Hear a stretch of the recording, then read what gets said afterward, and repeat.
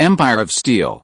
This video is purely for entertainment and does not infringe on copyrights or laws.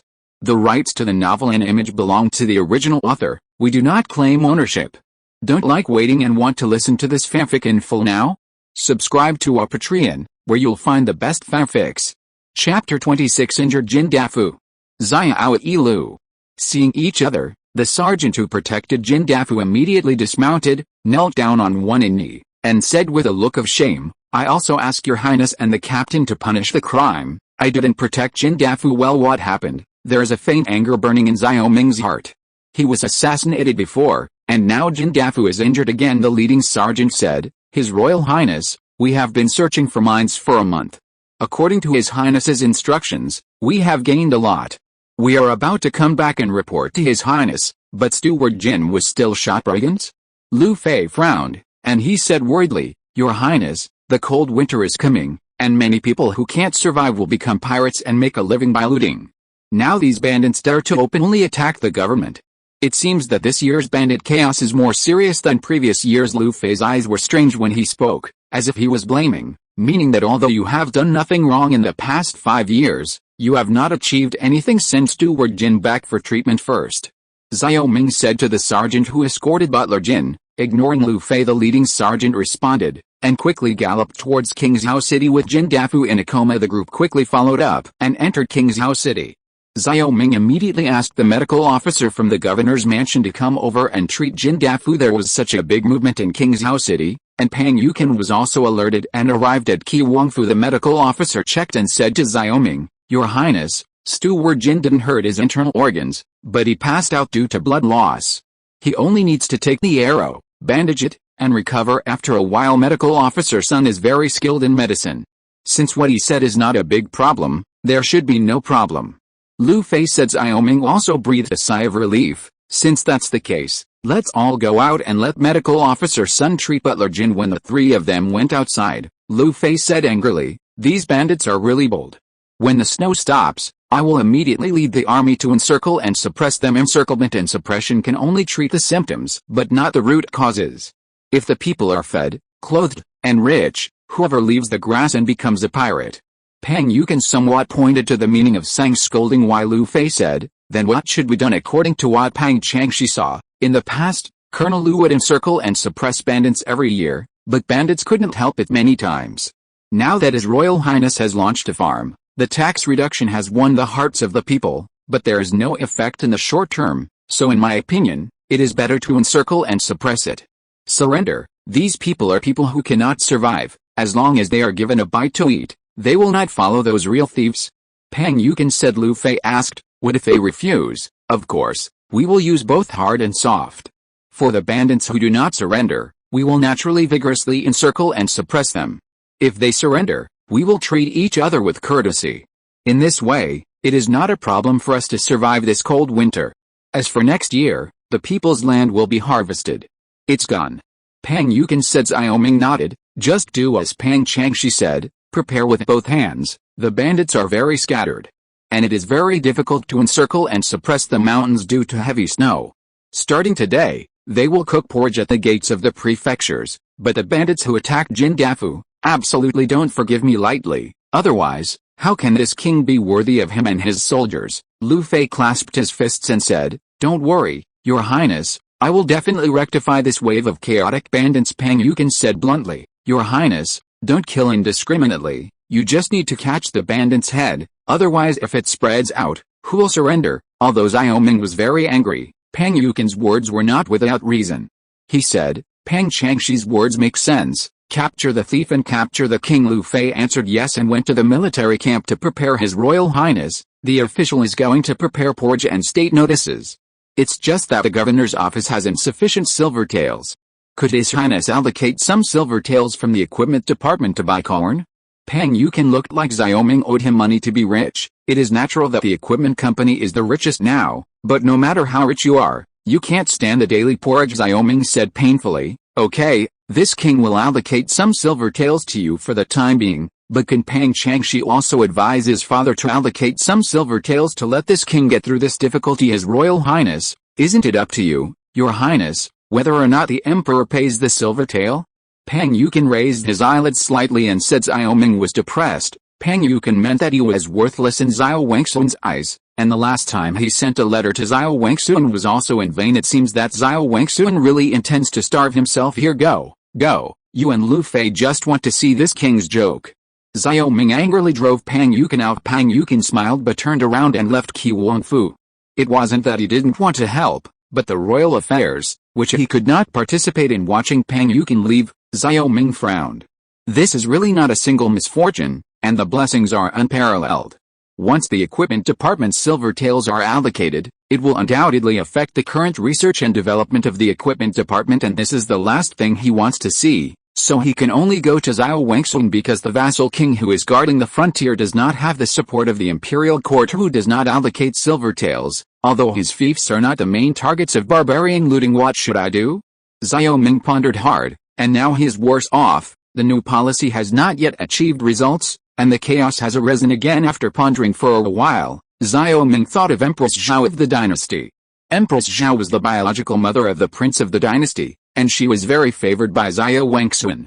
It was precisely because of her that no matter how faint the prince was, Xiao Wangsun still refused to abolish the prince, and this Queen Xiao loves spices very much, even to the point of being paranoid, and the high-ranking officer in the middle court often collects some things such as incense cakes to please her. Thinking of this, Xiao Ming had an idea. This time, he had to change his strategy and attack from the rear. The manufacture of this modern perfume was a no-brainer for him, and the current conditions are sufficient. He was going to brew a batch for his mother, Concubine Zhen, and then let Queen Zhao help him blow the wind through Concubine Zhen's side. Beating, even if it doesn't work, he can ask Concubine Zhen to help him sell in Chang'an turn silver taels. Thinking of this, Xiao Ming felt a little relieved. Your Highness, Steward Jin is awake. While thinking about it, Aster came out of Jin Dafu's room and said Xiao Ming walked in immediately. At this time, Medical Officer Sun was bandaging Jin Dafu, and Jin Dafu saw him and was about to sit up. You don't have to get up, Xiao Ming said. Chapter 27 Results. His Royal Highness, this old slave has trouble. His Highness Jin Dafu's face was still a little pale. The blood loss and the cold made him pass out not long after the arrow was hit. Now Xiao Ming asked Aster to bring his briquettes to Jin Dafu's room. After warming up a little, Jin Dafu woke up. At this time, Medical Officer Sun said, thanks to the severe cold, Steward Jin's wounds were frozen so that he did not lose too much blood. Otherwise, Steward Jin might not be able to save his life. Xiao Ming also had some lingering fears, and said to Dr. Sun, I'm bothering Dr. Sun. Medical Officer Sun was a little stunned, so he hurriedly bowed and said, Your Highness, this is the duty of a lower official. Your Highness is polite. Aster and Luluo were both taking care of Jin Dafu in the room. Seeing Dr. Sun's sincere expression, Luluo covered her mouth and laughed lightly. This Dr. Sun is probably also frightened by King Qi's polite appearance now. They were not used to it at first, and it took a month to get used to it. Looking at Jin Dafu again, Medical Officer Sun said, Your Highness, since the housekeeper Jin is fine, the lower official will retire first. Xiao Ming nodded and asked Luluo to send Dr. Sun to the door, which caused Dr. Sun to wave his hands again and again. The most important thing for Xiao Ming now is talent. Corporal Li Xian, who can still do it for a person from modern times. After seeing Medical Officer Sun away, Xiao Ming sat down in front of Jin Dafu's bed and said, Steward Jin, it's really hard for you this time. This king has ordered that the bandit who attacked you must be beheaded. This time Jin Dafu was lying on the bed, very weak. Hearing Xiao Ming's words, he immediately struggled to get up and said eagerly, Your Highness, it is absolutely impossible. This person is none other than Zhang Liang. Zhang Liang? Xiao Ming only had a vague impression of this person in his memory. Jin Dafu continued, I'm afraid I don't remember. Zhang Liang used to run a shipyard. Later, when the barbarians plundered his shipyard, he burned it down. At that time, there were several merchant ships of the Qin family in the shipyard. He was also burned because he owed a large amount of debt to the Qin family, and the Qin family was angry with him, and every time he came to ask for the debt, he took the Zhang family into the mountains to hide the debt and became abandoned. I remember, Qin Mu seems to have let this king send troops to encircle them. Xiao Ming finally found some information in his memory this time. I saw Zhang Liang dressed in ragged clothes, and the same goes for the others. It is estimated that he will attack me because he can't survive in winter, and the heavy snow is so charming that he may not be able to see clearly that he is from the government. Since His Highness wants to rejuvenate the fief, this piece of Liang is a useful person. Xiao Ming sighed with emotion. Although his fiefdom was abysmal, he was very lucky to have such a heartfelt person like Jin Dafu by his side. He said, "In this case, I will let Lu Fei not hurt his life. Your Highness is wise." Jin Dafu smiled. Jin Dafu gritted his teeth because his smile tugged at the wound, but he continued, "Your Highness, this time I went out to search for mines for more than a month. I found a limestone mine 30 miles north of Qingzhou City, 100 miles east of Qingzhou. I found graphite ore, iron, coal, and copper. And I wrote down the exact location while speaking." Jin Dafu took out a piece of parchment from his arm. Xiao Ming took a closer look. It recorded the locations of various mines and their markers. The locations were all accurately measured by the number of steps. Although there were only 5 mines, they were enough to solve Xiao Ming's immediate needs. "Dafu, you really did a great job. How do you want this king to reward you?" Xiao Ming said excitedly. The success of Jin Dafu's mine exploration has once again proved that the geographical location of this world is the same as his time and space. He has also seen some scientific theories before. When the history of one time and space changes, this time and space may continue to develop along another line. This is also the theory of parallel space-time. This time Jin Dafu found the minerals, and the location marked on the map in his head was almost the same. As a result, the remaining minerals were naturally not a problem. Jin Dafu said weakly, "His Royal Highness only needs to reward the sergeant who went with me to search for mines. Of course, there is also the matter of Zhang Liang." Xiao Ming nodded. Seeing that Jin Dafu was a little tired, he said, "Okay, I promise you, now you are recovering well." Jin Dafu nodded slightly and closed his eyes. The injury and long-distance fatigue made him too sleepy. Turning around, Xiao Ming said to Zhuan, "The housekeeper Jin will leave it to you to take care of it. If there is anything delicious in the palace, I will follow the housekeeper Jin closely. You can go to the east and west markets to see if there is any meat, and buy some back." Aster nodded lightly, and there seemed to be a flash of light in her eyes. "Your Highness, this servant remembers when Jin Dafu talked about Zhang Liang. Xiao Ming had to talk to Lu Fei, otherwise, if this reckless guy killed someone, Jin Dafu's thoughts would be wasted. After all, he went straight to the governor's mansion." Luo stared at Xiao Ming's back for a while, and said, "Sister, it seems that King Qi treats the servants so kindly to the servants in the mansion. It really seems to have changed." "Who said it wasn't?" Zhuan smiled, with 2 small dimples on her face. "If the goddess knew that the prodigal son of His Highness was back, how happy would he be?" Luo pursed her lips and wanted to cry. "I don't know what we can do to go back to Chang'an. It's too boring here. How can there be the prosperity and excitement of Chang'an? I really want to eat Chang'an's maltos." Aster hugged Luo in her arms. "Your Highness sent us here to take care of His Highness. We can go back when His Highness can return to Chang'an. If you are really bored, His Highness will be happy to play with you." Luo blushed. "Sister is not ashamed. I don't want it. His Highness likes to move. Hee. Wait until His Highness gets married. Let's see what you say." Zhuan grabbed Luo's armpit and tickled it. "Sister, don't. Luo is the most ticklish." Luo ducked, panting. "If His Royal Highness really married the princess, then he wouldn't know whether to treat us well or badly. Who knows? But with the temperament of the goddess, I will definitely choose a virtuous princess." Zhuan thought for a while. Just as he was talking, Dafu Jin coughed twice while lying on the bed. Luo and Aster looked at each other, startled, stuck out their tongue. Aster said, "Let's go out. Don't disturb the housekeeper Jin's recovery." Luo nodded, and quietly closed the door with Aster. At the governor mansion, Lu Fei was called by Xiao Ming and was discussing the arrest of Zhang Liang and others. "I didn't expect it to be Zhang Liang. He is indeed a master of shipbuilding," Lu Fei said, "but the mountains are covered by heavy snow, so I'm afraid it's not easy to get him." Xiao Ming said, "I have already thought of a way, and now I will tell you. You just need to copy it. If you're listening to this novel on a channel other than Fanfic World, it means they downloaded and uploaded it without effort. We cordially invite you to visit our channel, Mundo Fanfic Novelis. There you'll find the original version of this story, and you can explore many other novels of various genres. We're waiting for you to immerse yourself in a world of incredible novels.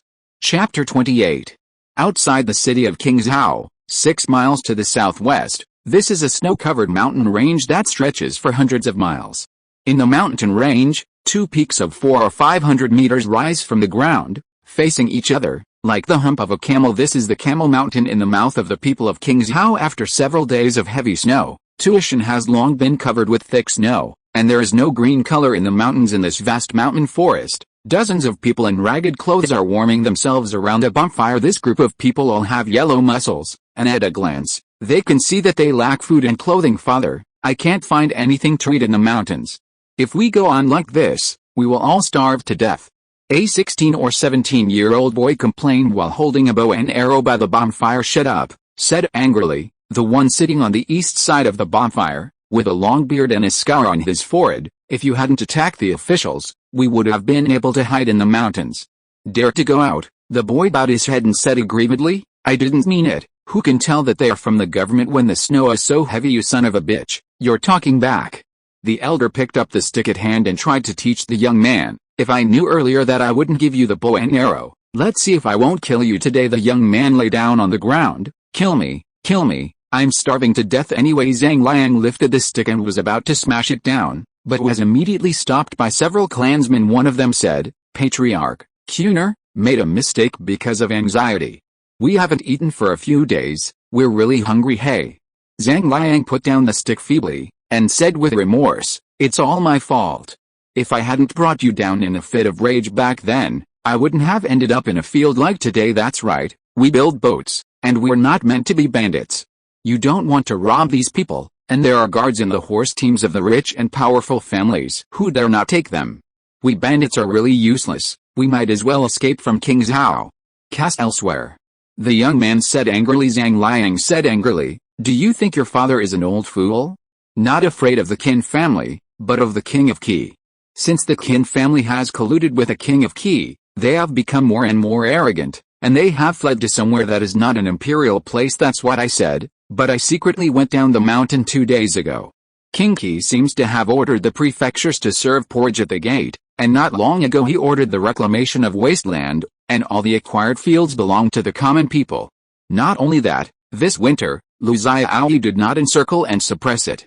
The bandit trouble, instead, issued a surrender letter, saying that any bandit who is willing to surrender, the government will let go of the past, and can go to get porridge. If the bandit does not listen to the advice, it will be killed without mercy. Another said. When Zhang Liang heard this, he picked up the stick fiercely, and went to beat his son Zhang Kun again. He said angrily, this evil species has attacked the officials of the government. How can we go to get the porridge? I'm mad at me. Zhang Kun too got up from the ground. And he could see that his father was angry. This time everyone stepped forward to persuade them again. At this time, a clan member suddenly ran up from the bottom of the mountain, panting, and said, Patriarch, the sheep are here. The coming of this sheep is a sign among the bandits, which means that there is an object to be plundered. When everyone heard it, they immediately picked up all kinds of weapons, wooden sticks, hooks and rakes, etc. Zhang Kun immediately put the bow and arrow on his back and asked, who is he? The man said, it looks like a grain merchant, and they don't have many guards, only 4 or 5. Father, let's do it, or you will starve to death. Zhang Kun said. Zhang Liang hesitated for a moment, and now that they had no way to retreat, he said, go down the mountain. More than 30 people immediately descended the mountain. On the mountain road, they had an ambush location with dense branches, so they couldn't see the people inside at all. At the foot of the mountain, more than 30 people divided into 2 teams, and were ambushed on both sides of the woods. In the distance, a group of carriages approached them, a total of 4 carriages, 4 coachmen, and 4 guards. There are several large bamboo baskets stacked on each car, which are commonly used by grain merchants. Seeing so much food, Zhang Liang's eyes were red. If he grabbed the food, they would be able to eat for a few months. The carriage quickly entered the ambush. He shouted and rushed to the carriage. When the 4 coachmen saw dozens of people rushing over, they immediately pulled out the long swords they were guarding from the carriage. The 4 guards also surrounded the carriage and did not appear panicked. Zhang Liang suddenly had some doubts, but in the face of so much food, he also lost his judgment. Just as a group of people rushed to the front of the grain cart, the big bamboo basket on the carriage was suddenly pushed open, and then a sergeant in full military uniform jumped out of the big bamboo basket. Lu Fei also jumped out of a bamboo basket. The thief, don't surrender quickly, otherwise don't blame Lao Tzu's long sword for not having long eyes. In an instant, the number of the convoy changed from 8 to 30 elite sergeants, and Zhang Liang and others were immediately confused. They got hit. Lu Fei looked at the frightened thief and laughed. Xiao Ming gave him this ghost idea. He didn't expect it to work. In his heart, he couldn't help but admire Xiao Ming. Can't think of an easy way to take down these people. Immediately surrounded by 30 sergeants, Zhang Liang was in despair. He knelt down to Lu Fei. "This general, the people who looted the government were all done by me, Zhang Liang, and I hope the general can forgive others." Zhang Kun's eyes blushed and shouted, "Dad, what nonsense are you talking about? I clearly shot him." Lu Fei narrowed his eyes. "So you're Zhang Liang? Stop talking nonsense. Go back with me to see His Highness." Escorting Zhang Liang and his party back to Qingzhou City, Lu Fei asked a sergeant to report back first. This time, King Qi's magic trick didn't dispatch people on the day Jin Dafu was injured, but waited for 3 days to set this trap. Lu Fei escorted Zhang Liang to the governor mansion, where Xiaoming was already waiting. Jin Dafu's injury has recovered a little, and now he can walk on the ground, which makes his heart a little wider. Today, he also came to the governor's mansion. "His Royal Highness, Zhang Liang and his son Zhang Kun have brought him here, and ask your highness to rule." Lu Fei bowed and said, then stood to one side. Xiaoming glanced at Zhang Liang and others. "Is this a bandit? Even more beggars than beggars you are, Zhang Liang?" Xiaoming asked sharply. "You know that it is a crime to attack government officials." Zhang Liang knelt on the ground. His heart was ashes. "His Royal Highness, this matter is all done by me. I want to kill or cut, I admit it, and please don't implicate others. You are a man, but this king is not a person who kills indiscriminately. It's just that the death penalty can be avoided, and the life crime cannot be escaped. According to the law of Dao, you should be reprimanded as slaves at the least." Chapter 29. Distiller. Relegated to slavery, Zhang Liang raised his head at this time, somewhat incredulous. Just being a pirate was enough to kill him, not to mention attacking the official horse team. He was stunned for a while. Zhang Kun is also the same. His expression is weird at this time. Xiaoming glanced at Peng Yukin, who was slightly satisfied, and pouted. Originally, he wanted to release all these people. However, Peng Yukin strongly opposed it. He believed that it should not be too impatient to win people's hearts. If he was acquitted, maybe Zhang Liang would be grateful to Xiaoming, but he would also think that Xiaoming valued his talents and was more generous to him. A trace of gratitude will disappear. Instead, it is better to reprimand them as slaves, and in the future, they will be relieved of their status as slaves based on their merits, so that they will be serious about the shipyard. I have to say that, in different eras, sometimes thinking is different, and the plot of The Virgin is sometimes not good in this era. Xiaoming thought about it later, and what Peng Yukin said also made sense at this time. Jin Dafu said slowly, "Zhang Liang, don't be surprised, I asked you for love. Do you still remember me?" Zhang Liang took a serious look at the distinction and said in surprise, "Butler Jin, that's right, it's me. When I first came to Qingzhou, I went to your shipyard to let you repair the damaged merchant ships. It was me who stopped you in Tuition last time." Jin Dafu said. Zhang Liang said with guilt, "Butler Jin, it's the grass people who are blind. If we recognize Butler Jin, we would never dare forget it. Don't mention it in the future. This time, I begged your highness to see how good you are in building ships, so I will spare your life, and I will try my best to repay his highness in the future." Jin Dafu continued. Jin Dafu is singing a double reed with Xiaoming, one with a red face and the other with a white face. Zhang Liang stepped out of the gate of hell and said, "Thank you, your highness, and thank the housekeeper. Get up. From today onwards, you belong to the Department of Equipment and become slaves. Colonel Lu, lead them there." Xiaoming said slaves are still a common phenomenon in the Great Yu State. The law of the Great Yu State expressly stipulates, slaves and slaves are scumbags, and the law is better than that of livestock. It means that, like livestock, the modern word slut comes from this. It can be said that the servants in Prince Qi's mansion are all Xiaoming's private property. He can buy, sell and kill at will, without any human rights. Among the scholars, peasants, and businessmen here, there is no slave class, because they are only vassals who depend on the four classes for life. The number of slaves in Chang'an City even accounted for 20% of the population, and these people took care of all the daily life of the nobles who were not engaged in production. The source of slaves is also very wide: prisoners of war, sinners sent as slaves, benefactors sold as slaves, children born to slaves. The household registration of these people is specially classified as slave registration. Whether or not the slave registration can be lifted depends on the wishes of the owner. Now that Xiaoming has put Zhang Liang and others into slavery, their fate is still in his hands, and he can handle them at will. Lu Fei took Zhang Liang and his party to the equipment department, and Peng Yukin said, "Congratulations, your highness, for getting another batch of craftsmen. This is thanks to Peng Changshi's advice." Xiaoming said, and the two held each other's feet. Peng Yukin smiled stiffly. "However, your highness, the 2 silver coins allocated for porridge can last for a month. I hope your highness will think of a way.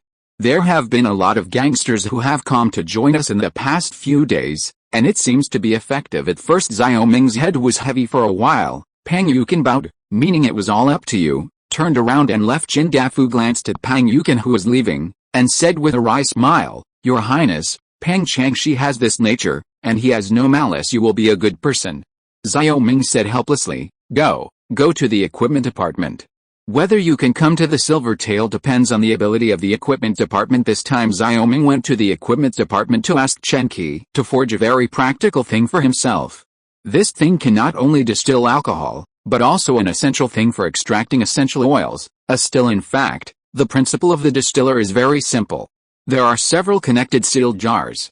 The first jar is responsible for distillation, the second jar is responsible for cooling, and the third jar is responsible for collection. As long as the distiller is made, the wine is distilled and the plant essential oil is extracted. The most important thing is that this still can be made of wood, ceramic or metal. When they arrived at the equipment department, Chen Wenlong was allocating handyman work to Zhang Liang and others. When Xiao Ming called Chen Qi over, Chen Qi, these two made this thing for me.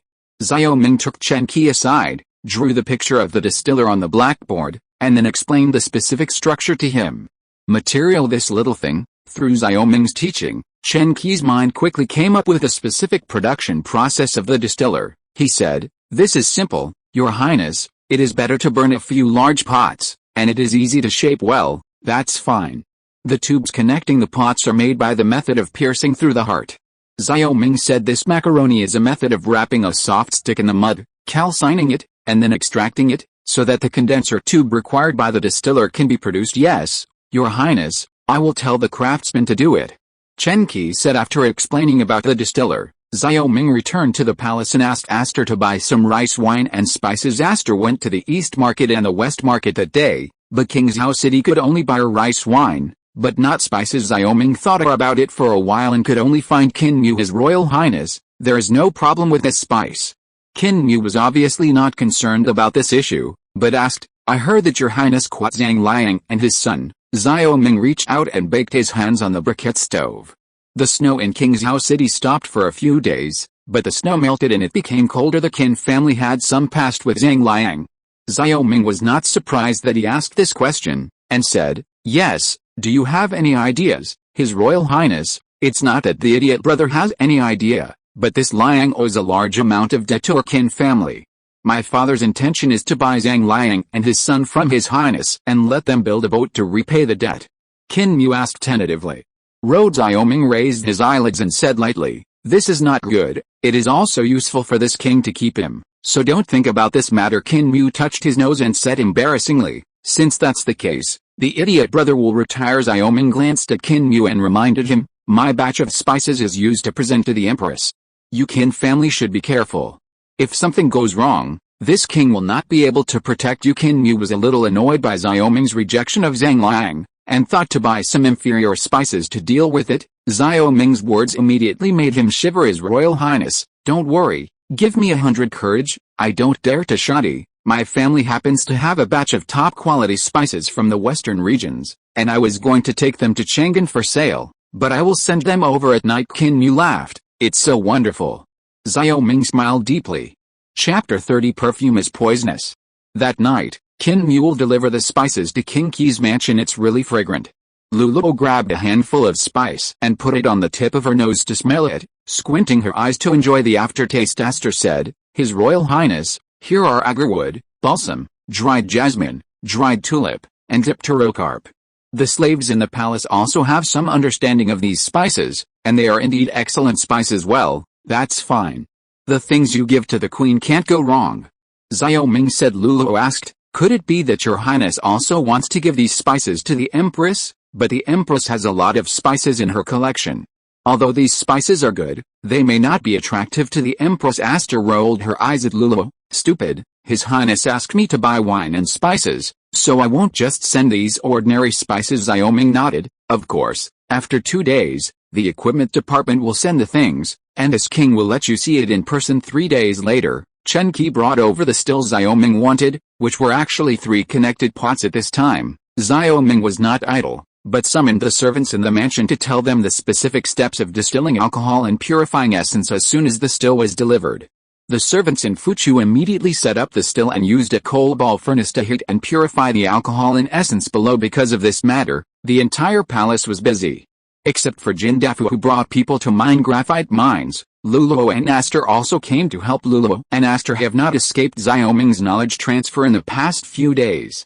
After the alcohol in essence flowed out of the distiller, the two of them put the two together in a beautiful porcelain bottle and began to mix and shake them evenly in Xiaoming's head. There are no less than tens of thousands of different types of perfume manufacturing methods. Generally speaking, the composition of perfume is composed of essence, fixative and alcohol. The essence is naturally the essential oil purified from various plants, and the fixative refers to things like balsam, that is, the ones containing more oil, similar to those in facial cleansers, and can also be used as foundation. Xiaoming was very clear about the ratio of these three items, because the first perfume production did not require any experiments at all. And it went very smoothly. The final job is to mix the three things together and stir two sets of stills, one for rice wine and one for essence, were operating at the same time, and the rest were shaking the porcelain bottle. Xiaoming also took a porcelain bottle and was shaking it. The weather was too cold. It would be better to exercise if you stood still, His Royal Highness. When will this be shaken? After half an hour, Luluo was panting, spitting out white mist, and her face flushed red. Xiaoming said, "You open the cork and smell it.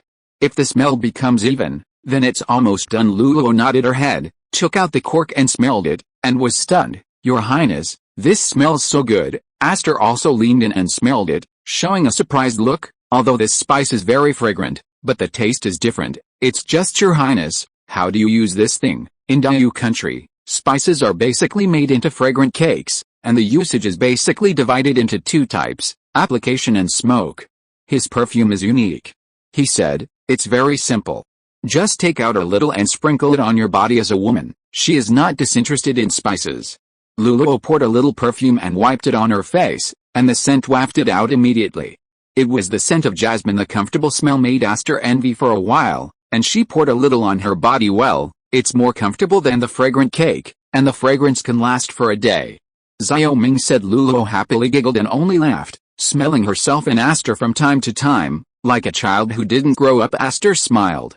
This kind of thing called perfume by King Qi is indeed extraordinary. After all, this incense cake has to be smeared on the body, and it is easy to fall off, which is far less practical than perfume. Your Highness, if this perfume is given to the Empress will definitely be happy. Ziwen said. Xiaoming is now at ease. Luluo and Shiwen are both from the palace and naturally have the right to speak. Since this is the case, this king is at ease. This time the perfume can't be made less than 100 bottles, and the perfume in the hands of the two of you will be given to you. You guys, thank you, Your Highness. Luluo smiled and bowed to Xiaoming, holding the porcelain bottle in her arms like a baby. Aster, for fear that Xiaoming would regret it this time, the amount of rice wine was much more than the spice.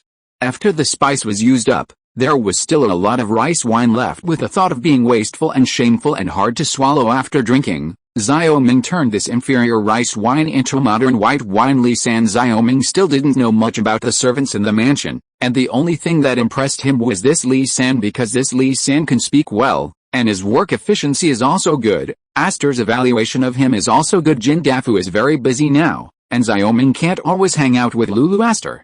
After all, some occasions are not suitable for girls to follow. Your Highness, the little slave is here. Li Sanxia ran in front of Xiaoming. Your Highness, what are your orders? Looking at Li San, who looked like Sandizi, Xiaoming said, go prepare a few wine jars and distill out the rest of the rice wine. Yes, Your Highness.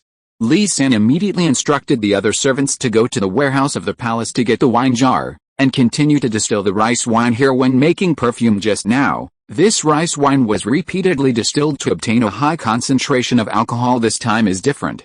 Directly one-time distillation, the original green rice wine has turned into pure rice wine in a blink of an eye. This time, the rice wine is also mixed with the sweetness of rice wine, but the alcohol content has been greatly improved. The ancients said that 1,000 cups would not be drunk. It was originally a low degree of rice wine, but when encountering his distilled rice wine, it would not be 1,000 cups that would not be drunk at that time all day long. The entire palace was busy distilling rice wine and perfume, and all these raw materials were used up at night. Li San, Let someone put this distiller away. Don't let other people see it, and don't say what it's used for. Xiao Ming said. His technology had to be kept secret by himself. Li San patted his chest and said, "Don't worry, Your Highness, I won't say if you kill me." Xiao Ming nodded. "Well, yes, but there is one more thing to hand to you. These perfumes need you to be delivered to the mother-in-law of Chang'an City." "Chang'an? Your Highness, Chang'an is thousands of miles away. If Xiaoyu goes alone and meets a bandit on the way," Li Sam said worriedly, "you don't have to worry about this. This time, this king will let you go to Chang'an with the Qin family's boat." Xiao Ming pondered. 2 days ago, he beat the Qin family with a stick, and he should have eaten a candied date. The carrot should be replaced. Chapter 31. "Yes, Your Highness, follow the Qin family's boat, no problem. This perfume is much more important than the life of the slave." Li San laughed slippery. Xiao Ming glared at Li San, but he didn't care about Li San's slickness. In his opinion, a company should have everything, and the same applies to his palace. There must be people who work hard, and those who are slick and articulate. After all, some jobs require people with different personalities. The next day, Xiao Ming went to the Qin family's mansion. Although the industries of the four families are distributed all over Qingzhou, the four families have mansions in Qingzhou City, and as far as he knows, the four families also have assets in other states. The arrival of Xiao Ming surprised the Qin family.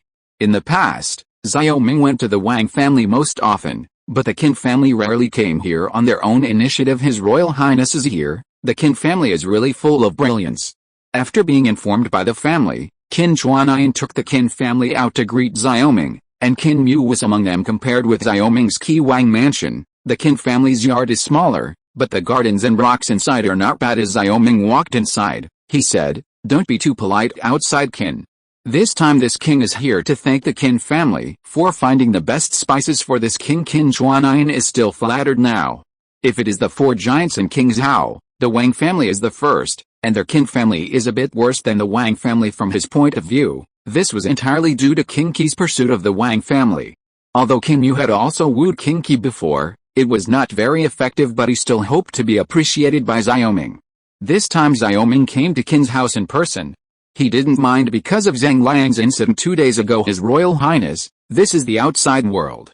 It is the honor of the Qin family to be able to share your worries for Your Highness." Qin Chuanian led Xiao Ming to the main hall. Xiao Ming stretched out his hand and invited Qin Chuanian to sit down with him. He said, "Even so, when this king is in difficulty, Qin members often help out in the snow." After a pause, Xiao Ming said, "So this time, this king is also to repay Qin Yuan Wei." Qin Chuanian was even more excited, but he was an old man, and his expression remained unmoved. "His Royal Highness, this is really polite." Qin Mu stood at the bottom, smiling. The last time he ate at Xiao Ming, he seemed to have found it all. "This time I won't say anything polite. Li San, bring the things up," Xiao Ming said to Li San, who was following. When entering the door, Qin Chuanian noticed the wine jar in Li San's hand. At this time, Li San put the wine on it, and Qin Chuanian asked, "His Royal Highness, if you want to talk about fine wine, our Qin mansion also has it. Here comes the wine." Member Qin has not tasted it yet, so how do you know the difference between this wine and the wine in the house? Xiao Ming said, "Oh, is there something different about this wine, Your Highness?" Qin Chuanian asked. Xiao Ming gestured to Li San. At this time, Li San poured out more a bowl of transparent wine and handed it to Qin Chuanian. "The Great Yu Kingdom does not only have green ant wine. At least in Chang'an, he also drank pure wine, but the degree of alcohol is not high. Wine is a fine wine. His alcohol level is not high, but there are still 38 degrees." The wine was poured out, and a strong aroma of wine permeated. Qin Chuanian was doing business in various places, and he also drank a lot of delicious wine from the Great Yu Kingdom, but it was the first time he had seen this kind of wine. He picked it up and took a sip, then opened his eyes wide and shouted, "Good wine." Xiao Ming chuckled and nodded. The wines in the Great Yu Kingdom are generally low in alcohol content and lacking in taste, which is also the reason why Beijiu has replaced the ancient low-alcohol wine. "Dad, I'll try it too." Qin Mu swallowed. For the rich and powerful family in the Great Yu Kingdom, drinking is a normal activity. This is also a rare recreational activity. After taking a sip, Qin Mu showed the same expression as Qin Chuanian. He said, "Your Highness, this wine must be the imperial bar in the palace." Brother Qin guessed wrong this time. Just like the briquettes, this is a skill learned by this king. Today, the servants will brew it and send it to Qin staff. Qin Juanian and Qin Mu looked at each other, their faces full of astonishment. This wine is also what His Highness did. Xiao Ming nodded. Exactly, so just like the briquettes, this king still thinks of your Qin family. What do you think will be the profit if this wine is sold to Chang'an? Qin Juanian and Qin Mu were ecstatic for a while. It turned out that King Qi said this in return. He said, Chang'an has many powerful people, and this wine will definitely sell well. Are you satisfied with this great gift from this king? Xiao Ming said with a smile. Satisfied, satisfied. Qin Juanian couldn't help but be overjoyed. It's just your highness, what is the name of this wine? And His Highness has prepared a jar of silver to sell to the Qin family. After pondering for a while, Xiao Ming said, this wine is called Ziyue King Zhao. Chang'an's best daughter is only 22 ounces. How about I sell it to the Qin family for 15-21 jars? This is very good. Qin Juanyun said happily. If Zhu Qingzhao got Chang'an, it would be at least a few taels more expensive than her daughter Hong. In this way, if you ship hundreds of altars, you can earn 500 taels in one round trip, which is much more than selling other things. If that's the case, then it's settled. Xiao Ming said the reason why he named the Beiju drunk Qingzhao was also for advertising effect. This Qingzhao was far away from the political center of the Great Yu Kingdom and was forgotten by most people. In this way, at least some profit-seeking businessmen will think of Qingzhao, and he is also doing this to attract investment. There is no way, the fief is too poor, so this is the only solution. Qin Juanian and Qin Mu immediately laughed without seeing their teeth at this time. Li San winked at Xiao Ming. Xiao Ming remembered Li San and said, by the way, this time the king wants Li San to follow your merchant ship to Chang'an to bring something to the concubine. I don't know if it is convenient for you. Qin Juanian was excited. Your Highness, this is a trivial matter. As long as your Highness can send a boat of fine wine, I can send a merchant ship to Chang'an right now. I'm afraid I can't do this for the time being.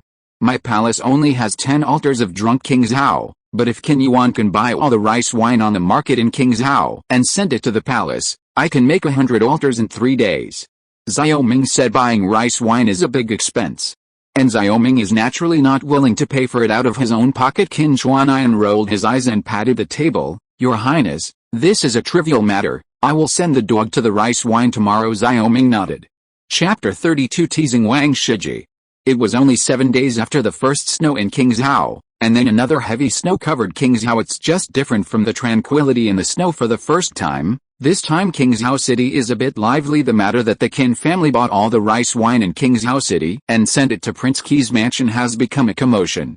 Those who can't drink wine naturally scolded the Qin family and Prince Qi, but some people saw the strangeness and stayed up all night to inquire about the news. His Royal Highness said that no one will be seen, and no outsiders are allowed to enter the palace. At the gate of Prince Qi's mansion, Wang Shiji was blocked by Ziwen, but he still didn't give up and couldn't stop looking inside. Aster pinched Xiao Ming's waist, with a solemn expression on her face, and reprimanded, Hey! Why are you still looking inside? Believe it or not, I will let Zhao Long and Zhao Hu throw you into the snow. In normal times, Wang Shiji would have laughed and apologized, and looked at the Aster with his eyes before going back, but today was a little different. King Qi went to the Qin family in person, and the next day the Qin family bought wine in Qingzhao, and someone from the Qin family reported that King Qi was brewing a fine wine and handing it over to the Qin family for sale. As soon as this news came out, the Wang family was naturally not calm. Since King Qi arrived in Qingzhao, the deep trust of King Qi of the Wang family has been overwhelming the Qin family every year, but King Qi's current behavior is rather unusual, and it seems to have the meaning of supporting the Qin family. Wang Chengchao suddenly felt bad. This was a sign that the Wang family was about to fall out of favor.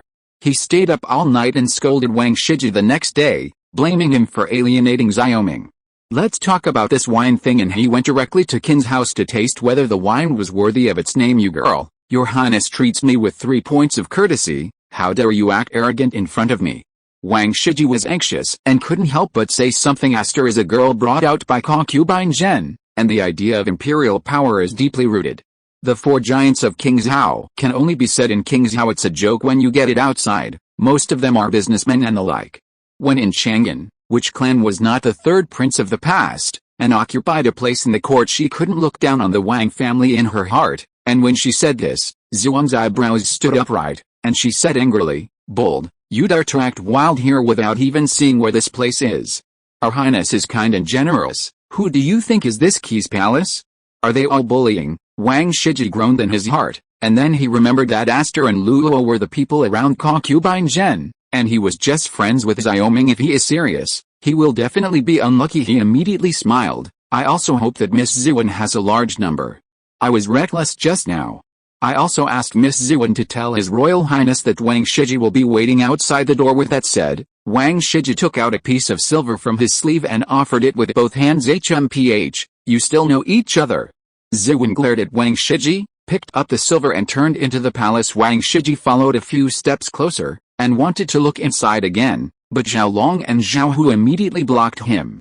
Glaring angrily, and he had to stand back in the snow in the palace, Ziwen weighed the silver all the way to the side hall of the palace, where the servants lived and where the stills were installed. Seeing Xiaoming, who was guarding the stove and painting something, Aster stepped forward and said, Your Highness is really clever. This Wang Shiji really came, and according to His Highness's instructions, I asked him to wait outside. By the way, the slaves also earned a piece of silver. Aster put the silver on Xiaoming's chopping board as if taking credit. Oh, yes, you can take this money and buy some things for your daughter's household with Luo.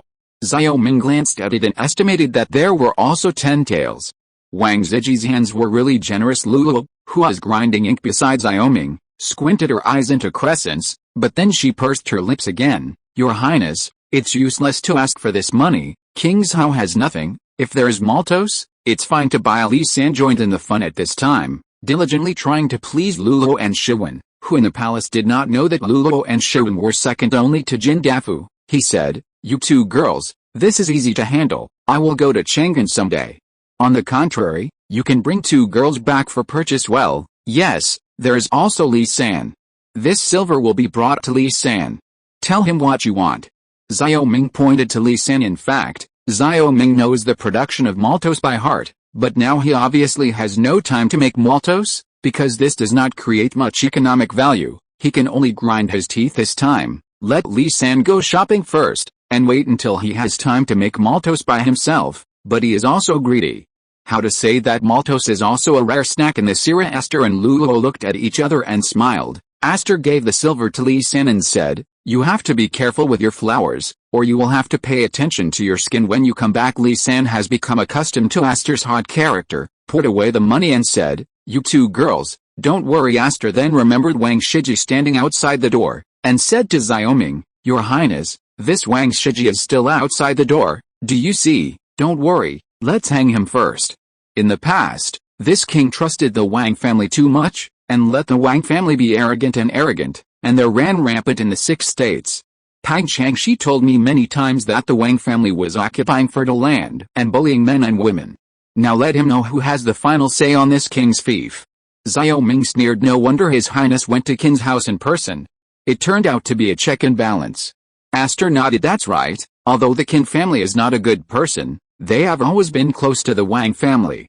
If they are separated, these 4 families can be used by me, instead of the king being led by their noses. Only they are fighting each other. This king can benefit. Xiaoming is in a good mood now and has expressed his original intention. Aster's look at Xiaoming became more and more different. I'm afraid none of the other princes and princesses would have thought of such a king of Qi. After holding the brush for an hour again, a schematic diagram of a steel assembly line appeared under Xiaoming's pen. Jin Dafu took the servants of the equipment division for a while. If he came back, this steel assembly line was born. In addition to the assembly line diagram, there is also a drawing of the crucible. He plans to take these 2 pictures to the equipment department tomorrow and teach them again.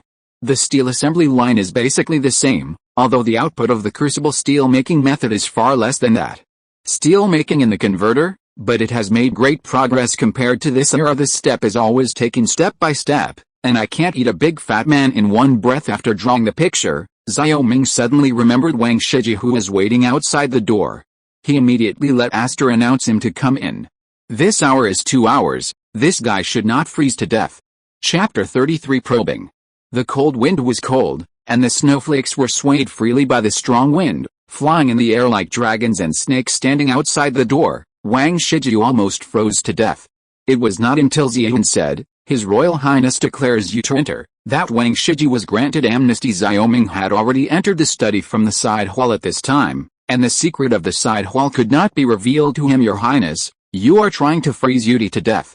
Wang Shiji sneezed, looking extremely aggrieved. I don't know how Yudi's poor reception these days has angered His Highness. Xiaoming stretched out his hand and motioned for Wang Shiji to sit down on the opposite chair, and said with a smile, Brother Wang has been thinking too much. There are some important things to deal with just now, so I asked Brother Wang to wait for a while, but Brother Wang is not riding in a carriage on such a cold day. Are you here? Why is this all covered in snow? His Royal Highness, I was in a hurry to find you this morning, and I didn't have time to prepare my carriage. Wang Shiji leaned over to the coal stove and set it on fire. Xiaoming asked knowingly, it's freezing cold today, so there must be something important for your brother to come to look for this king in such a hurry.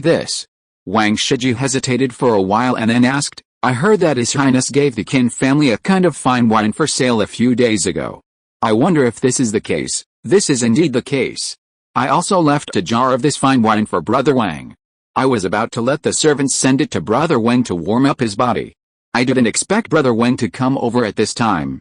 Xiaoming knew that Wang Shiji really the concern is how he made this fine wine, but he just doesn't say it. Wang Shiji clasped his fists and said, Your Highness can still remember to send wine to Yudi, which really moved Yudi. Since it was brewed by His Royal Highness, Yudi said he had no choice but to drink a few glasses. What's so difficult about this? Li San, go get the wine. Xiaoming shouted. Li San stood guard outside the door, agreed, and after a while came over with Ziyue Kingzhao and 2 porcelain bowls. The manufacturing process of ceramics in Dao Kingdom is very mature, but only the rich and powerful can afford the exquisite ceramics, and ordinary people still use ordinary ceramics. Porcelains from Prince Qi's mansion were brought from Chang'an, and came from the official Kill Celadon of the Great Yu Kingdom. He has also studied these porcelains. Compared with the previous ceramics, the level is almost the same as that of modern porcelains. Therefore, when looking for a bottle to hold perfume, he still chose a porcelain bottle, which is exquisite and real. Ziyue Kingzhao, what a good name. I don't know who could come up with such a graceful name. Wang Shiji picked up the wine jar and looked at it carefully. When he saw the red paper attached to the wine jar that said Drunk Kingzhao, he immediately flattered. He already knew that the name of the wine was obtained by Xiaoming, but he pretended not to know it at this time. Li San waited in the room and said proudly, This is what our Highness got. It turned out to be your Highness. His Highness is a talented person. In the past, Wang, Qin Mu, Wei Qing, and Sun Dong claimed to be the 4 great talents in Kingzhao. Now, it seems that they are indeed the most talented. Wang Shiji exclaimed. Xiaoming felt a chill in his heart. The level of this flattery was too low, and it had no style. Although Xiaoming was inexperienced in the past, he also knew that this Drunk Kingzhao was nothing. Brother Wang is wrong. Come on, Brother Wang must have been frozen just now. Let's warm up with a glass of wine first.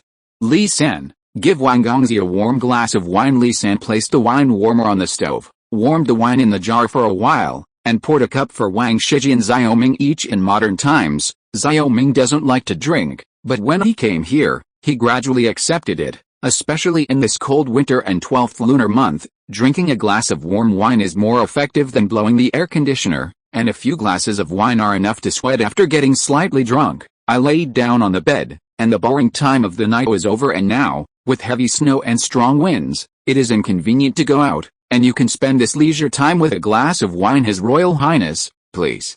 Wang Shiji picked up the glass and licked his lips lightly. Xiaoming raised his glass, the two drank it together, and ate a cup of hot wine. Xiaoming suddenly felt a fire slowly burning in his body. Wang Shiji let out a moan provoked by the spirit, closed his eyes, bared his teeth, and slowly after taste for a while, he said, Your Highness, this wine is spicy and soft in the mouth. I have drunk His Highness's wine before. Those rice wines are like clear water, they are really good wines, but it's a pity. It's a pity? I don't know what Brother Wang said.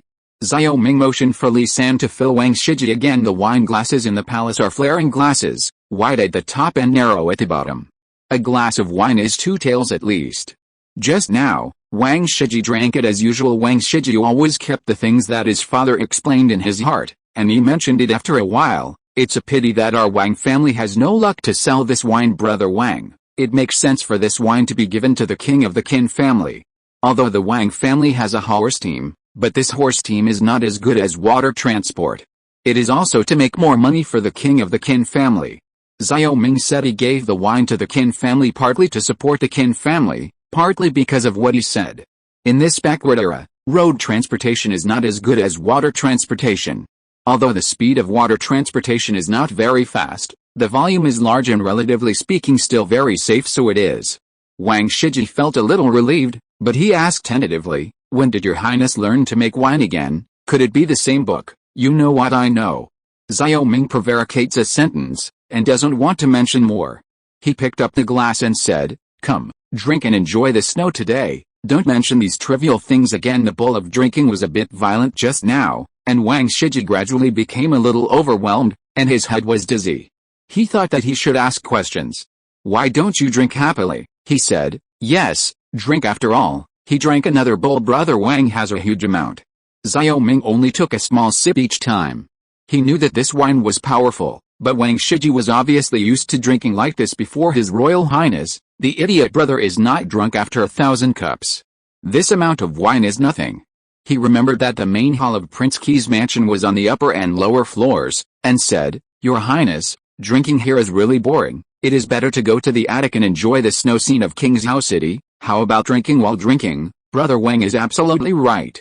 Xiao Ming nodded and asked Li San to move the wine and stove to the attic on the 3rd floor of the main hall, and the two followed in Qingzhou. The main hall of Xiao Ming's Qi Wangfu can be said to stand out from the crowd, because the 3-story main hall can have a panoramic view of Qingzhou from the main hall. The two sat down beside the fence of the attic and drank again, and Wang Shiji drank 2 more drinks. Suddenly, "Your Highness.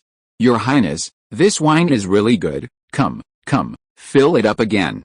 After 8 taels of wine, Wang Shiji was already dizzy, and his words became nodded. Xiao Ming shook his head. This Wang Shiji still drank his wine as ordinary rice wine. He said, "Brother Wang is drunk. Why don't I ask the servants to send Brother Wang back?" Wang Shiji patted his chest and looked very angry. "Your Highness, do you despise Wang's drinking capacity? I can still drink this wine." It wasn't because he was afraid that Wang Shiji would drink himself to death in the Qi Palace, and Xiao Ming didn't bother to care about him. He said, "Then Brother Wang, drink 2 more bowls. Pour the wine." Wang Shiji stood up, swayed left and right, and flicked his sleeves. "Your Highness, take advantage of the delicious wine and heavy snow. Today my foolish brother wrote a poem to relieve His Highness." Chapter 34 Wine and Poetry. In ancient times, drinking and writing poetry was a common problem among literati. Wang Shiji and others belonged to the third-rate scholars, and naturally belonged to the literati. Moreover, Wang Shiji and others claimed to be the 4 great talents. In the past, Wang Shiji wanted to include Xiao Ming in the list of these talents as well, tying him to the top 5 talents, and making Xiao Ming the first among the talents. It's just that Xiao Ming didn't read poetry and books in the past. Therefore, since he is a talented person, drinking and writing poetry is also a practice. When he is away, the 4 of them often fight poems at home banquets. First, to show off their talents, and secondly, like modern young people learning guitar, it is purely for the spring. It's Astra's season again. His Royal Highness, the idiot brother, is showing his ugliness, and today he wrote a poem to appreciate the snow. The wind god picks up the snow, the mica spit is cold, the ground is frosty and wet, and the door god looks at the bird bar. Wang Shiji carried his hands on his back and read slowly like a rider. At this time, Luluo also came upstairs. The wine distilled from the side hall was moved into the warehouse, and the distiller was put away. She was really bored, so she went upstairs and replaced Li San. At this time, when she heard Wang Shiji's limericks, she couldn't help but cover her mouth and chuckle. "This is the god of the door in the land. Is this a prayer for the gods, Mr. Wang?" Wang Shiji turned around and saw Luluo, because the wine was on his head, and he saw Luluo like a hibiscus in clear water. He suddenly lost his eyes and stared at Luluo. Cough. Xiao Ming coughed just in time, and Wang Shiji suddenly woke up and said, Miss Luluo laughed, "But it's just a humble poem. It's just that in front of beautiful women, any man has the desire to show off." He is more confident than Xiao Ming's literary talent. At this time, he can't help but want to pull Xiao Ming to support himself, so he said, "Your Highness, Yudi's poem made Luluo girl laugh. Why don't your Highness write a poem and let the foolish brother pay his respects?" Xiao Ming took a sip of his wine. What was this Wang Shiji thinking? He had a clear mind. In modern times, he has also been in the office for 5 or 6 years, and he is well versed in office struggles. However, when it comes to reciting a poem, he is naturally inferior to those who study for the imperial examinations. He has already given it back to the teacher for such things as rhymes, but since he is standing on the shoulders of countless literary giants in the technology library, just like the techniques he taught, why does he need to scratch his ears and heart to drag poems by himself? Isn't this a waste of brain cells? Now Wang Shiji is sincere to see his jokes, so he can't blame him. He thought about it, and the poems and songs in his mind flashed like a crucian cart crossing the river. Hoplite, but the master can be drunk, and he does not know where he is in a foreign land. This poem is from Li Bai's guest Zhongzhou, but the location of the first sentence in Li Bai's original poem is Lanling. If Xiaoming used it inappropriately at this time, he changed Lanling to King Zhao and shamelessly did it. Temper once after reading this poem, Xiaoming felt a little guilty about plagiarizing the poems of the ancients for his own use, but thinking that he had entered a completely irrelevant world. He no longer cared about it, but when he looked up, he found that both Wang Shiji and Luo looked at him in surprise, as if a polar bear had seen a penguin. Wang Shiji swallowed hard. Even though he was drunk, he could still tell the difference between his limericks and Xiaoming's good lines. He was stunned for a while, and he shouted, "Eternal quatrains, your highness is really a wank wak sing sing. The foolish brother can't beat the horse. Brother Wang is too modest, it's just a little poem. Come on, brother Wang, continue drinking." Xiaoming poured another glass of wine for Wang Shiji. Luo has learned a lot of poems in Chang'an, a place where literati gather. This time Xiaoming's poems are indeed excellent. He said, "Your Highness, you are too modest. If your poem is in Chang'an, those one waiting for a literati may not be comparable, Ms. Luo is right. Your Highness's poem is indeed extraordinary." Yudi thought it was His Highness's mood at this time. His Highness drank King Zhao fine wine and lived in King Zhao for 5 years. At this time, I miss Chang'an. It is also human nature. Wang Shiji said Li Bai's poem expresses the sorrow of parting in a foreign country.